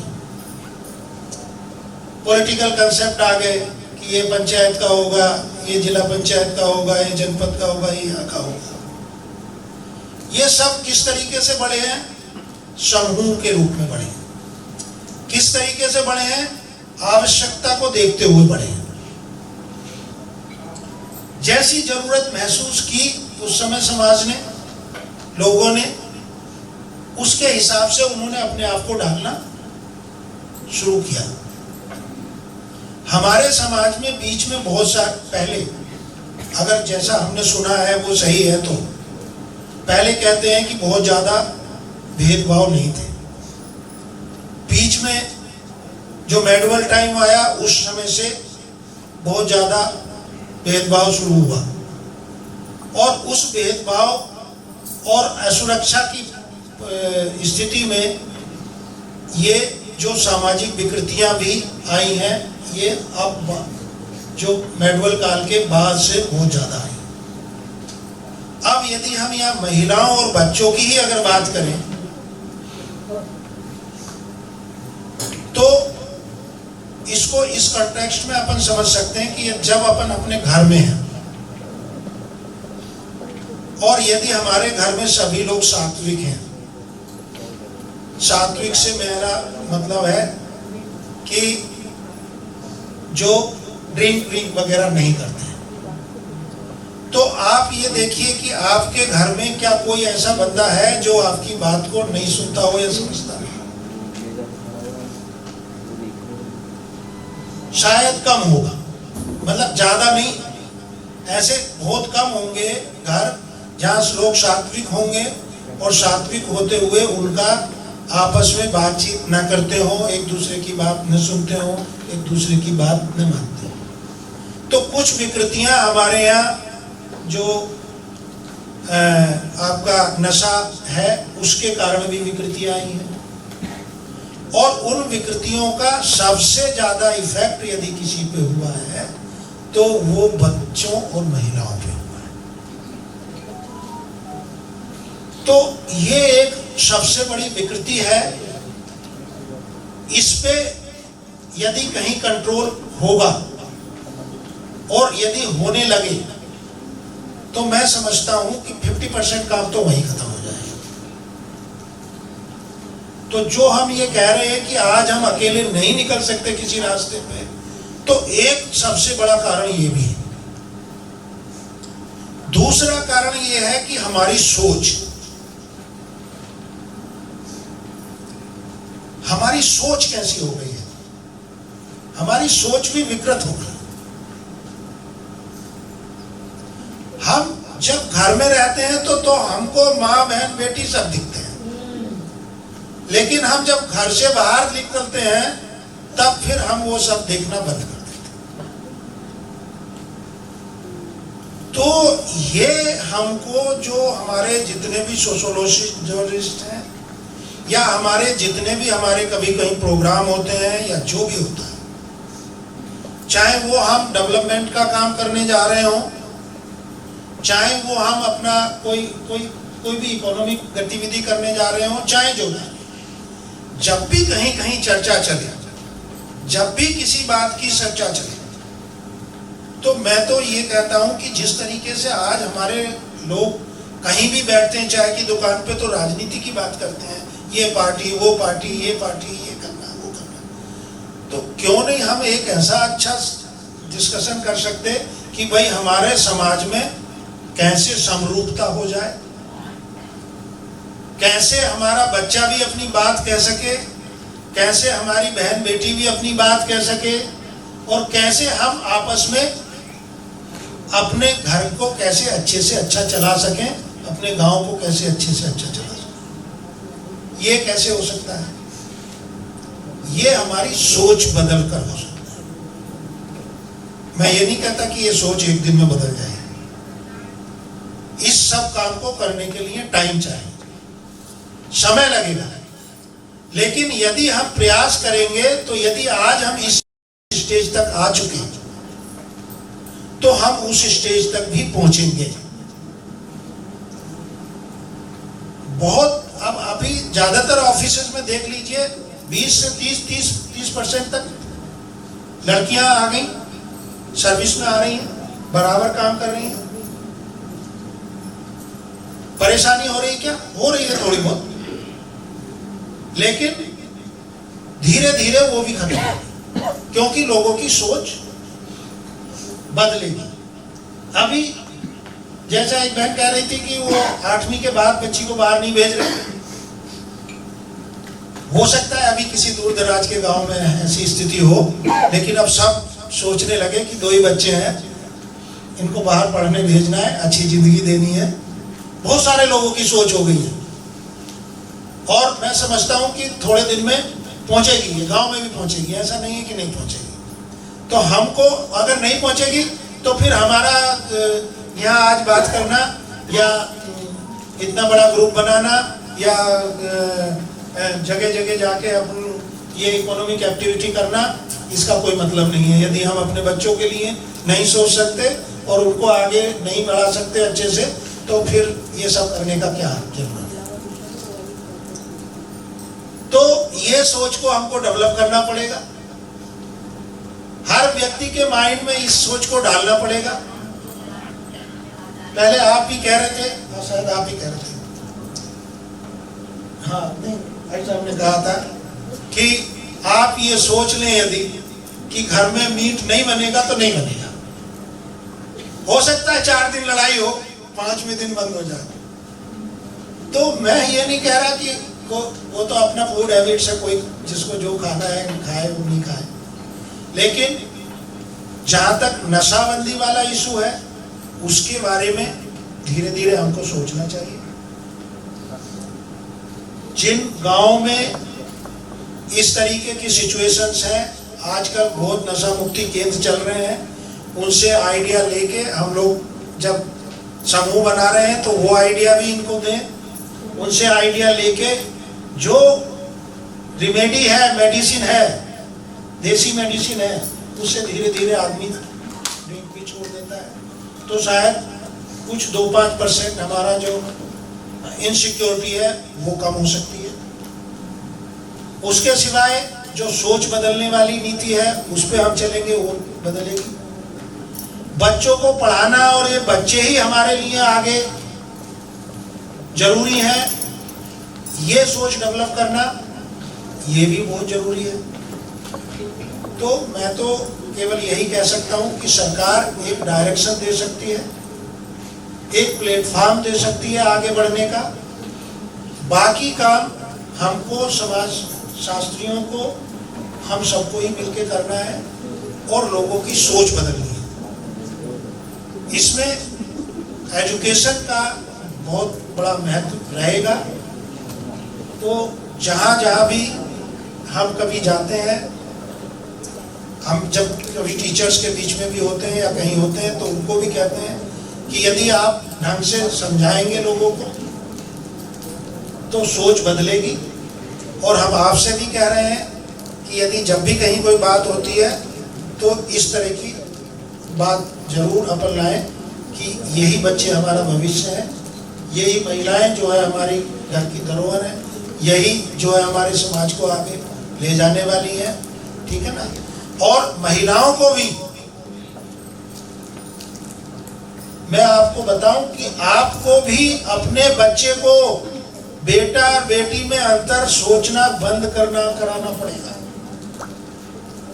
हम लोग भी नहीं, मतलब अगर मैं आपको एक महिला के रूप में कहूं तो यानी हम लोग भी नहीं बदल रहे हैं। तो सबसे पहले किसको, हमको भी अंदर से बदलने की सोचना पड़ेगा। यानी महिलाओं को भी ये सोचना पड़ेगा कि हम कुछ बदलें, अपनी बेटी के बारे में भी वैसा ही सोचें जैसा बेटे के बारे में सोच रहे हैं। यही धीरे धीरे आगे आने वाली, यदि बेटी को यह चीज एहसास हो गया कि मेरी माँ ऐसा सोचती थी मेरे बारे में अच्छा, तो वो भी ऐसा ही सोचेगी। तो मैं निश्चित रूप से कह सकता हूँ कि अगली पीढ़ी में हम इस चीज को सुधार सकते हैं। तो हमको सोच बदलना है, गवर्नमेंट की जितनी स्कीम है उनका जितना ज़्यादा से ज़्यादा लाभ ले सकते हैं वो लेना है। तरह तरह की जब भी कभी अवेयरनेस के प्रोग्राम चलते हैं उनमें ये चीज़ें, बातें बताई जाती हैं, तो ये आप सब करिए। दूसरी, जैसा कि मंत्री जी ने कहा था, वो मैं एक बात कह के वो बात खत्म करूंगा। उन्होंने कहा था कि सुखी होने का कौन सा तरीका है, तो मैं एक उदाहरण बता देता हूं कि हम दुखी क्यों हैं। हम दुखी इसलिए हैं कि यदि किसी ने पढ़ा होगा, तो हमने भी कहीं पढ़ा था, बहुत ज़्यादा नहीं जानते लेकिन थोड़ा सा बता सकते हैं। एक होता है डिमॉन्स्ट्रेशन इफेक्ट, इकोनॉमिक्स वालों ने पढ़ा होगा।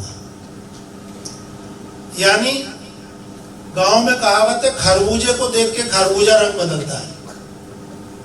डिमॉन्स्ट्रेशन इफेक्ट क्या कहता है कि पड़ोसी के घर में कलर टीवी है तो मेरे में ब्लैक एंड व्हाइट क्यों? नहीं, कंपटीशन नहीं है। कंपटीशन तो अलग चीज है। कंपटीशन तो ये होगा कि इसके में 22 इंच का तो मेरे में 33 इंच का होना चाहिए, ठीक है, मेरा इससे बड़ा होगा।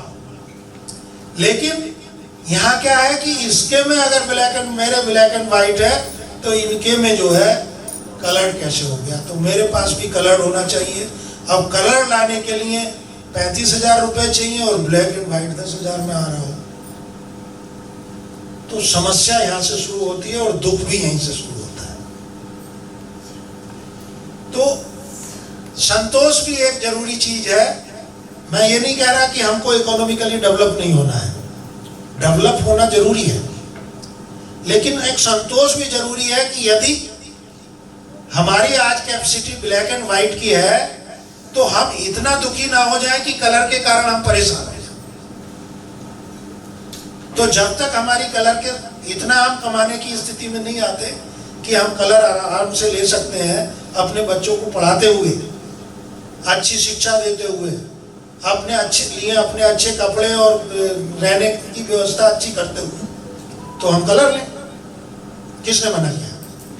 तो जो डिमॉन्स्ट्रेशन इफेक्ट और जो टीवी का इफेक्ट, जो टीवी से जो आया है, उस इफेक्ट से थोड़ा सा अपने को यदि दूर रखेंगे तो शायद सुखी ज्यादा रहेंगे। ये मैं कह सकता हूं। एक मिनट में एक और उदाहरण देंगे कि एक राजा जो है बहुत बीमार पड़ गया और उसने अनाउंस करा दिया कि साहब एक ऐसा व्यक्ति ढूंढ के लाया जाए जो मेरा इलाज कर सके। तो बहुत सारे नीम हकीम वैद्य ढूंढे गए। एक वैद्य जी आए, उन्होंने देखा यार राजा को कोई बीमारी तो है नहीं, फिर क्या है, चिंतित है बहुत। तो उसने कहा अच्छा ठीक है, समझ गया कि राजा को जो है और बहुत धन दौलत की जरूरत है। तो उसने कहा कि महाराज आप ठीक तो हो सकते हैं, पर एक दुनिया के सबसे प्रसन्न आदमी की शर्ट आपको चाहिएगी पहनने के लिए। बड़ा मुश्किल हो गया कि दुनिया का सबसे प्रसन्न आदमी कहां से ढूंढ के लाया जाए। भाई राजा था तो हुक्म हो गया कि लाइए ढूंढ के। सब लोग ढूंढते रहे, कोई नहीं मिला। कई महीने निकल गए। एक दिन कुछ सिपाही जा रहे थे, एक किसान अपना हल जोत रहा था बड़े मजे से और गाना गा रहा था। आपने देखा भी होगा, कई लोग बड़े हल जोत रहा था और गाना गा रहा था और बड़े अच्छे से ढाके से हंसता भी था बीच बीच में। उन्होंने सोचा यार इससे सुखी आदमी कौन हो सकता है, चलो इसके पास चलते हैं। तो वो चले गए उसके पास, और जब चले गए और उससे पूछा कि भाई क्या तुम दुनिया के सबसे सुखी आदमी हो? तो बोले हाँ। किसने कहा मैं दुखी हूं? मैं तो सुखी हूं, बढ़िया हूं, देख लो गा रहा हूं, कमा रहा हूं, खा रहा हूं। चलो तुम्हें राजा के पास चलना है। भाई राजा क्या करेंगे मेरे से? चलो भाई चलना है, तुम्हें इनाम देंगे, ये करेंगे वो करेंगे, और उसको मना के ले। अब वो चला गया बेचारा राजा के पास। अब वो राजा के पास चला तो गया, वो भी हक्का बक्का था कि पता नहीं राजा क्या कहेंगे, भाई क्या पूछेंगे, क्या होना है, कुछ समझ में नहीं आ रहा। जब गए तो अब राजा ने उसको नीचे से ऊपर तक देखा और देख के सोचा यार ये कैसे दुनिया का सबसे प्रसन्न आदमी हो सकता। खैर कोई बात नहीं, वैद्य जी भी गुरु ही थे। तो वैद्य जी ने कहा कि महाराज यदि आप अपने मुंह से कहें तभी जो है आपकी बात पूरी हो सकती है, मेरे कहने से तो कुछ होगा नहीं। तो अच्छा बोले ठीक है, तो मैं बोलता हूँ उसको। तो राजा ने कहा कि भाई जो भी उसका नाम था कि भाई मुझे आपकी शर्ट की यानी कुर्ते की जरूरत है, और यदि आप मुझे अपना कुर्ता दे दोगे तो आप जो मांगोगे वो मैं दे दूंगा।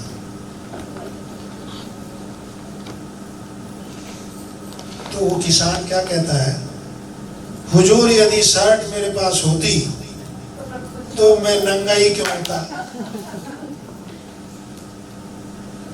ठीक है, तो वो यानी उसके पास आप इमेजिन कीजिए, कुर्ता भी नहीं था, लंगोट में था और फिर भी खुश था। तो सुखी रहने का कोई पैमाना नहीं है। सुखी रहने का पैमाना ये है कि हम जैसा कर रहे हैं, जहां कर रहे हैं, अच्छे से करो, अपनी खूब मेहनत से करो, ऊपर वाले को ना देखो, नीचे वाले को देखो, सुखी रहोगे। ठीक है, खूब मेहनत से करो, समाज की सोच बदलो। मैं तो यही कहूँगा, अगर समाज की सोच बदलेंगे और हम अपने स्तर पे अपनी मेहनत से, ईमानदारी से काम करेंगे तो हम सुखी रहेंगे और रात में चैन से भी सोएंगे। ठीक है, समाज भी सुखी रहेगा और जिस तरीके से अभी हम चल रहे हैं आगे बढ़ते रहेंगे तो उम्मीद है कि ज़्यादा भी नहीं तो 2-5 साल 10 साल में वो एक दिन ऐसा आएगा जहां आप बेधड़क कहीं भी जा सकते हो, किसी महिला बच्चे को परेशानी नहीं होगी।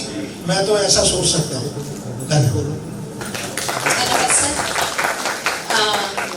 अब समय का लिमिटेशन को देखते हुए आपके ऊपर एक, अरविंद सर के ऊपर एक और जिम्मेदारी है कि अपनी बात को कितने संक्षिप्त में रहें, और दूसरी जिम्मेदारी है कि जितनी बातें आई हैं महिलाओं से, सरपंच दीदी से और हमारे सभी पैनलिस्ट से, इन सबको कहीं ना कहीं रीइमेजिनेशन की ज़रूरत है, रीडिज़ाइन की ज़रूरत है। तो आप उस जो कहाँ पे एक डिज़ाइनिंग की ज़रूरत है रूरल इंफ्रास्ट्रक्चर में, रूरल हैबिटेट्स में, उसको यदि थोड़ा सा रखें और इसको धरातल में उतारने के लिए किस तरीके की साझेदारी की भी ज़रूरत है, वो भी यदि उस पर भी अपना थोड़ा सा रखें।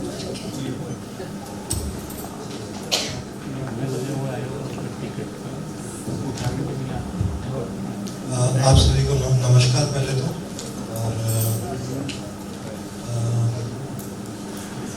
ये सॉल्यूशन वाली बात पे आने से पहले एक, जैसे सर ने सोच की बात की, इससे पहले विश्वास सर ने माइंडसेट बैरियर की बात की थी। छोटी सी कहानी है, कहानी मतलब कुछ दिन पुराना ही किस्सा है एक्चुअली, मैं आपसे शेयर करना चाहूँगा। उसके बाद में आप, जैसे आपने मुझसे पूछा कि क्या सॉल्यूशन हो सकता है, शायद सॉल्यूशन तो मैं आपको नहीं बता पाऊँगा, लेकिन हाँ डायरेक्शन क्या हो सकता है, कैसे हम सोच सकते हैं सॉल्यूशन के लिए, वो मैं जरूर, क्योंकि एक एग्जॉस्टिव लिस्ट बनाना कि हाँ ये करेंगे और प्रॉब्लम सॉल्व हो जाएगी, वो मैं नहीं कह पाऊँगा।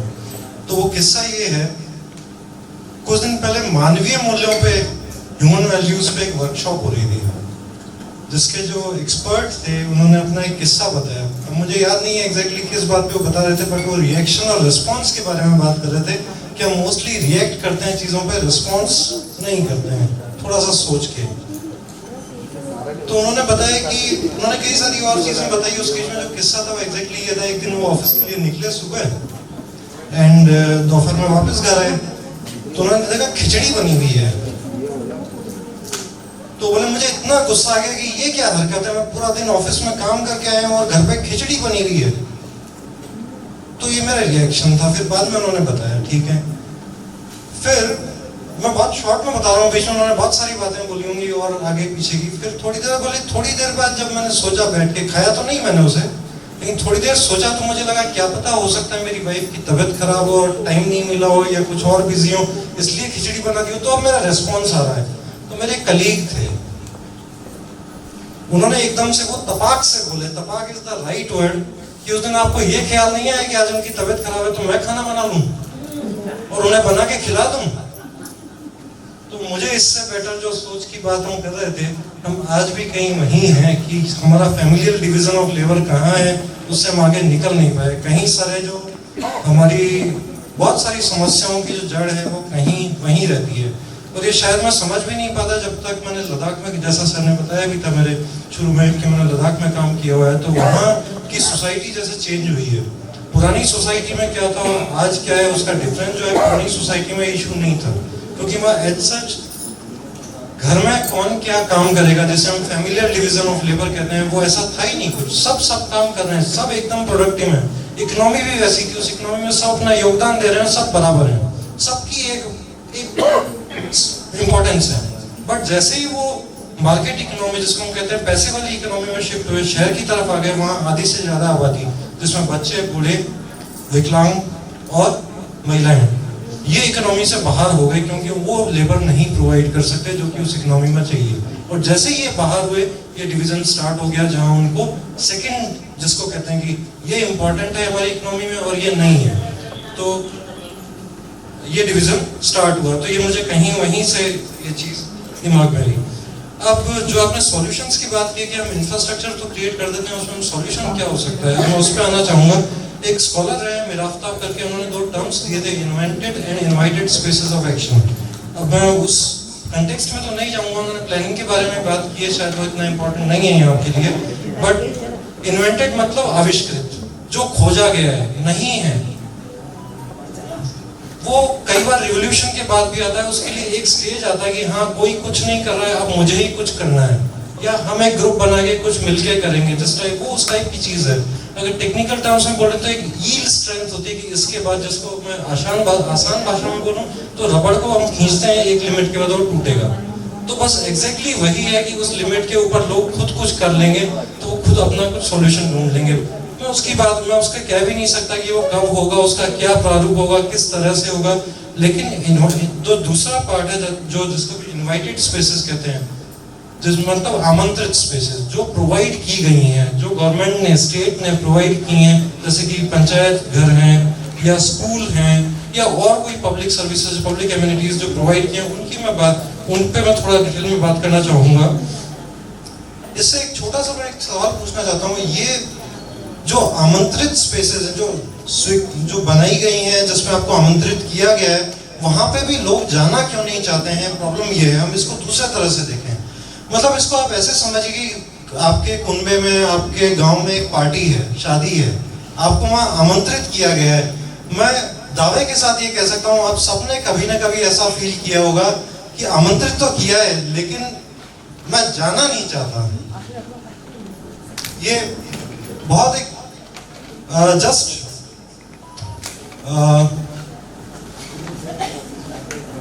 मतलब मैं एक बार जस्ट ये पूछ सकता हूँ, कितने लोगों ने ऐसा कभी ना कभी फील किया है कि मुझे बुलाया तो गया है लेकिन मैं जाना नहीं चाहता हूँ। उसका कोई रीजन हो सकता है, कोई डर हो सकता है, कोई हमारे दिमाग में ये हो सकता है कि मुझे कंपेयर किया जाएगा, कोई मेरे कपड़ों को जज करेगा, कोई मेरे बालों को जज करेगा, कोई मुझे वहाँ नीचा दिखाने की कोशिश करेगा, कोई ना किसी टाइप का डर है। इसी तरह से जो बिल्डिंग्स बनी हैं उसमें जब हम नहीं जा पा रहे हैं, तो जबकि वो बिल्डिंग बनी है, वहाँ हमें आमंत्रित किया गया है, हमारे लिए ही बनी है, पर हम वहाँ नहीं जाना चाह रहे हैं, उसका कोई ना कोई रीजन है। जैसे मैं आपसे कॉमन एक एग्जांपल लेने की कोशिश करता हूँ, शायद हो सकता है कुछ चीज़ें क्लियर कर पाऊँ। हम या तो वहाँ सेफ फील नहीं करते हैं, या बराबरी फील नहीं करते हैं, या हमें स्वीकार नहीं किया जा रहा है सामाजिक तौर पे, या जबकि हमारे साथ कोई जोर जबरदस्ती नहीं है, हमारे लिए ही बनाई गई, हमें बुलाया गया है चला के। जैसे एक एग्जांपल लेते हैं वॉशरूम का, टॉयलेट का। हर पेट्रोल पंप पे एक टॉयलेट बना होता है, हमारा मैंडेट कहता है, जितने लोगों ने यूज किया वो खुद बता सकते हैं वो पेट्रोल पंप का टॉयलेट क्या यूज किया जा सकता है, क्या वो हमें स्वीकार्य है। इसी तरह रेलवे स्टेशन, हमारी ट्रेन में वॉशरूम बना हुआ है, कितने लोग उसे यूज कर पाते हैं, क्या सिचुएशन होती है। मेरे एक कलीग थे जो खुद कहते हैं मैं ट्रेन में इसलिए सफर करना प्रेफर नहीं करती क्योंकि मैं 2 दिन भी जाना तो मैं वॉशरूम यूज नहीं कर सकती वहाँ पे, जो उनकी लिमिटेशंस हैं। देन रूरल एरियाज में सिमिलर सिचुएशन। अभी हम कुछ दिन पहले पीएमओआई के ग्रामीण के एक प्रोजेक्ट के लिए 3-4 डिस्ट्रिक्ट्स में, जैसे रीवा गाँव में घूम रहे थे, वहाँ पे जितने हमारे साथ हमारी एक महिला कलीग है, वो भी थी हमारी एक फीमेल फैकल्टी मेंबर। वहाँ किसी स्कूल में वॉशरूम की जरूरत है, स्कूल में पहुंचे वहाँ वॉशरूम लॉक्ड है, चाबी किसी को पता नहीं है, जो खुले हैं वो वहाँ यूज नहीं किए जा सकते, और कहीं पानी नहीं है।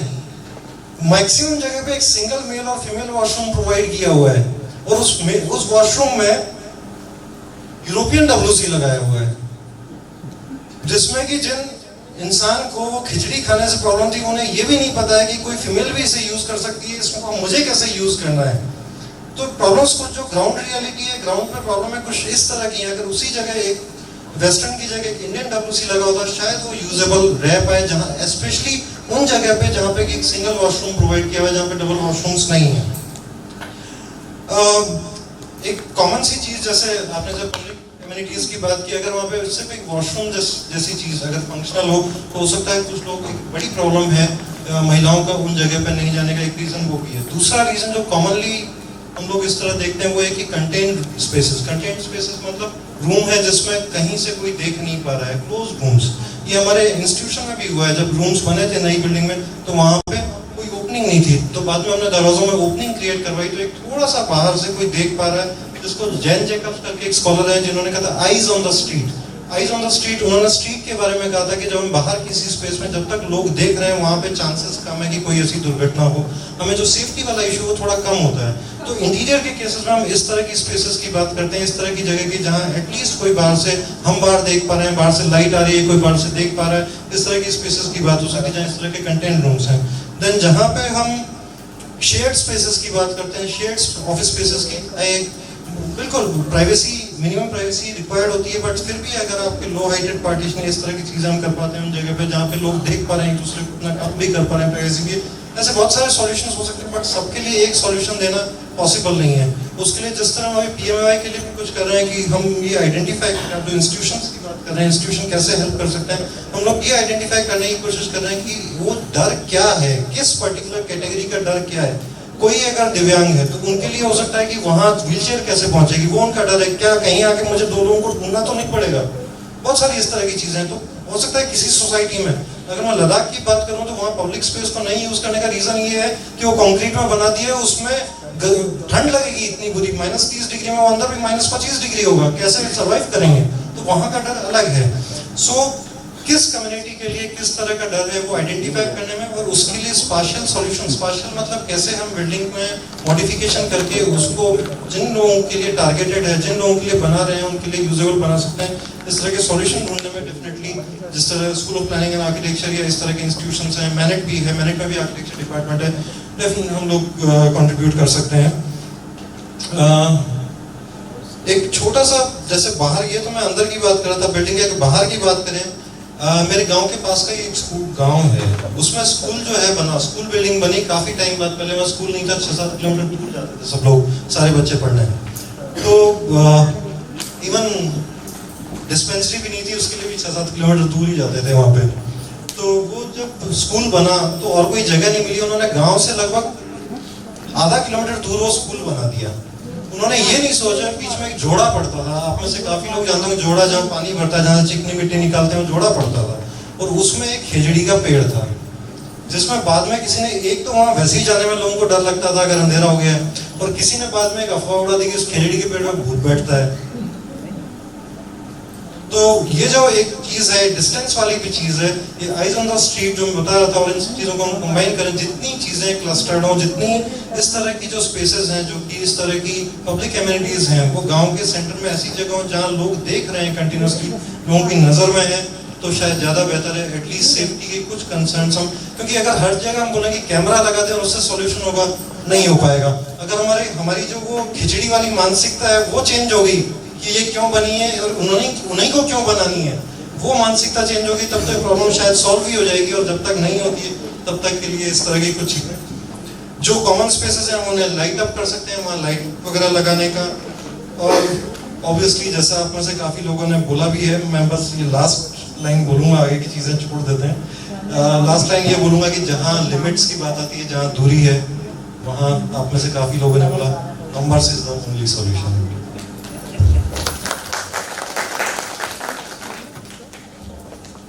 Thank you sir.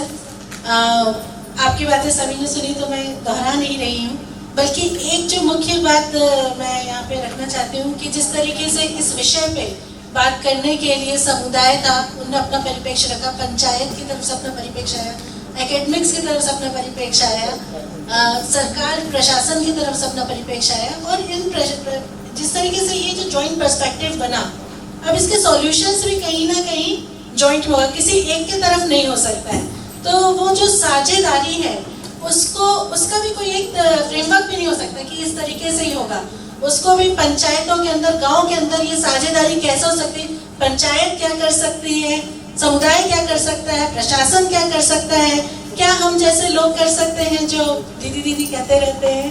तो ये जो सब, और एक कॉमन गोल क्या है, उसको यदि ध्यान में रख के होगा तो मुझे लगता है यहाँ पर बहुत सारी बातें आई हैं, उनको जोड़कर देखा जाए तो इसमें से हम अपने जहाँ पर भी हम रहते हैं वहाँ पर बहुत सारे चीज़ों को धरती पर उतार सकते हैं, और जो सुरक्षा की बात हम लोग बोलते हैं वो हो सकता है।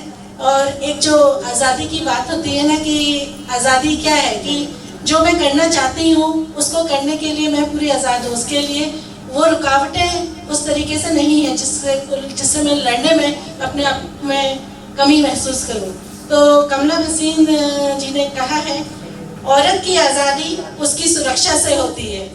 जहाँ डर खत्म होता है वहीं से जिंदगी शुरू होती है।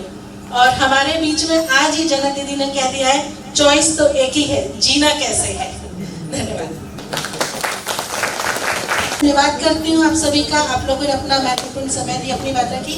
हम चाहते थे कि हम ऑडियंस से क्वेश्चन लें, लेकिन टाइम को देखते हुए हम अभी नहीं ले पा रहे हैं। तो जब हम लोग चाय पे रहेंगे तो हो सकता है कि ऑडियंस में से कुछ लोग आपके पास आए और कुछ क्वेश्चन, कुछ बातचीत करना चाहें। Now I invite Sanjay ji. Okay. बहुत बहुत धन्यवाद नेहा जी, आपकी काफ़ी समयबद्ध तरीके से इस पैनल डिस्कशन को संभाला है और मोटिवेट किया है। हम सभी साथियों का जो मंच पर आसीन है उनसे कहते हैं कि आप थैंक यू बोलेंगे कि इस तरह से काफ़ी अच्छे तरीके से सेशन को चला है। तो ठीक है।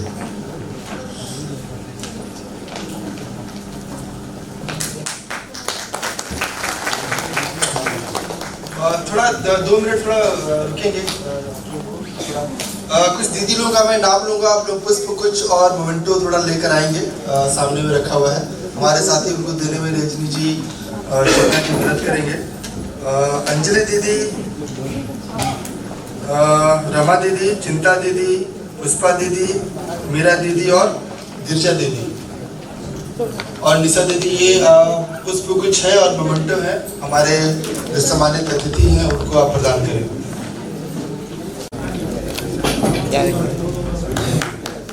नीचे के थोड़ा बस बढ़िया। ये इधर आपने फोन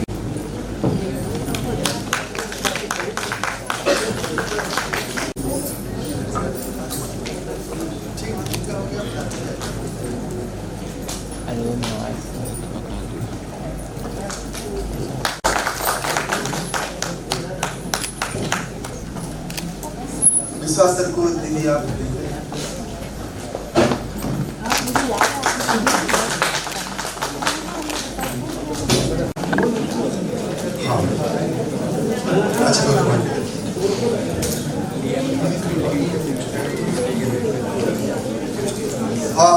रमा दीदी हैं क्या हमारे साथ? रमा दीदी आप एक पुष्प कुछ और मोमेंटो जो है कि हमारे IFM के जो डायरेक्टर हैं उनको आप सम्मानित करें। एक फोटोग्राफर साहब की फोटो ले लें।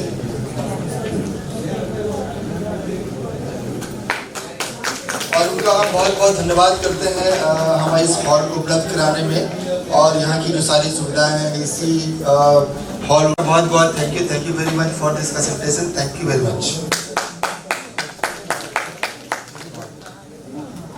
जनक मैडम को मैं जनक मैडम जी थोड़ा आपका ध्यान चाहेंगे। एक फोटो आपके साथ हो जाए और IFM की तरफ से एक मोमेंटो है। बट सर का रिक्वेस्ट था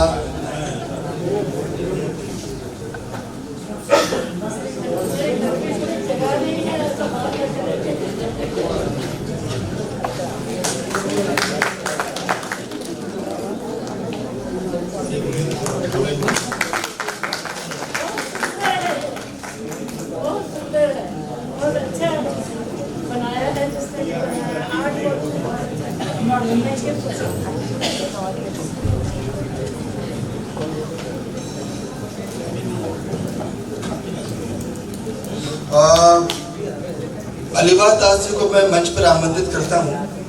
डायरेक्टर महोदय का अनुरोध है कि TRI के जो हमारे प्रतिनिधि हैं उनको एक मोमेंटो प्रदान करें। अलीबाग जी।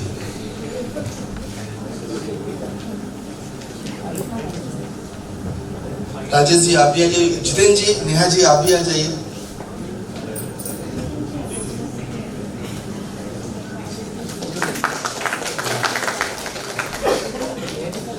एक फोटोग्राफर एक हमारे सीनियर लीडरशिप टीम के साथ IFM का एक फोटो लिया।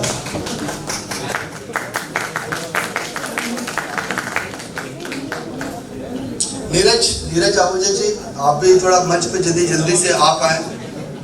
नीरज जी हॉल पे नहीं है।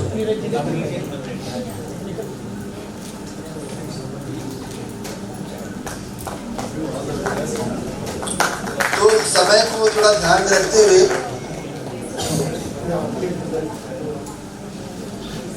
समय को ध्यान में रखते हुए हम सभी जितने यहाँ पर अतिथिगण मौजूद रहे, मंत्री जी का बहुत बहुत धन्यवाद, पाल्टा मैडम जी का बहुत बहुत धन्यवाद, विश्वास सर जी का, मीर साहब का, शर्मा जी का, हमारे डायरेक्टर एफएम का और टीआरआई परिवार की ओर से हम सभी साथियों को जो है ये धन्यवाद देंगे। काफ़ी डिस्कशन को काफ़ी अच्छे तरीके से जो चुना है और महिलाओं की सुरक्षा, संवेदनशीलता और सामाजिक जुड़ाव के लिए जो ग्रामीण परिवेश की जो नवसंरचना स्थापित करने की दिशा में हमारा आज का डिस्कशन, हम लोग इसको और नीतियों में, कार्यक्रमों में और स्थापित करने की बात करेंगे। तो इंडिया रूरल कोऑपरेटिव का उद्देश्य यही था कि ग्रामीण नव पुनर्जागरण की दिशा में जो है कि काम हो पाए, कुछ रूपरेखा तैयार हो। तो सभी साथियों का बहुत बहुत धन्यवाद और हम सबको बाहर में हाई टी लगी हुई है, सभी साथियों को आमंत्रित करेंगे कि कृपया चाय और हाई टी जरूर लेकर जाएं।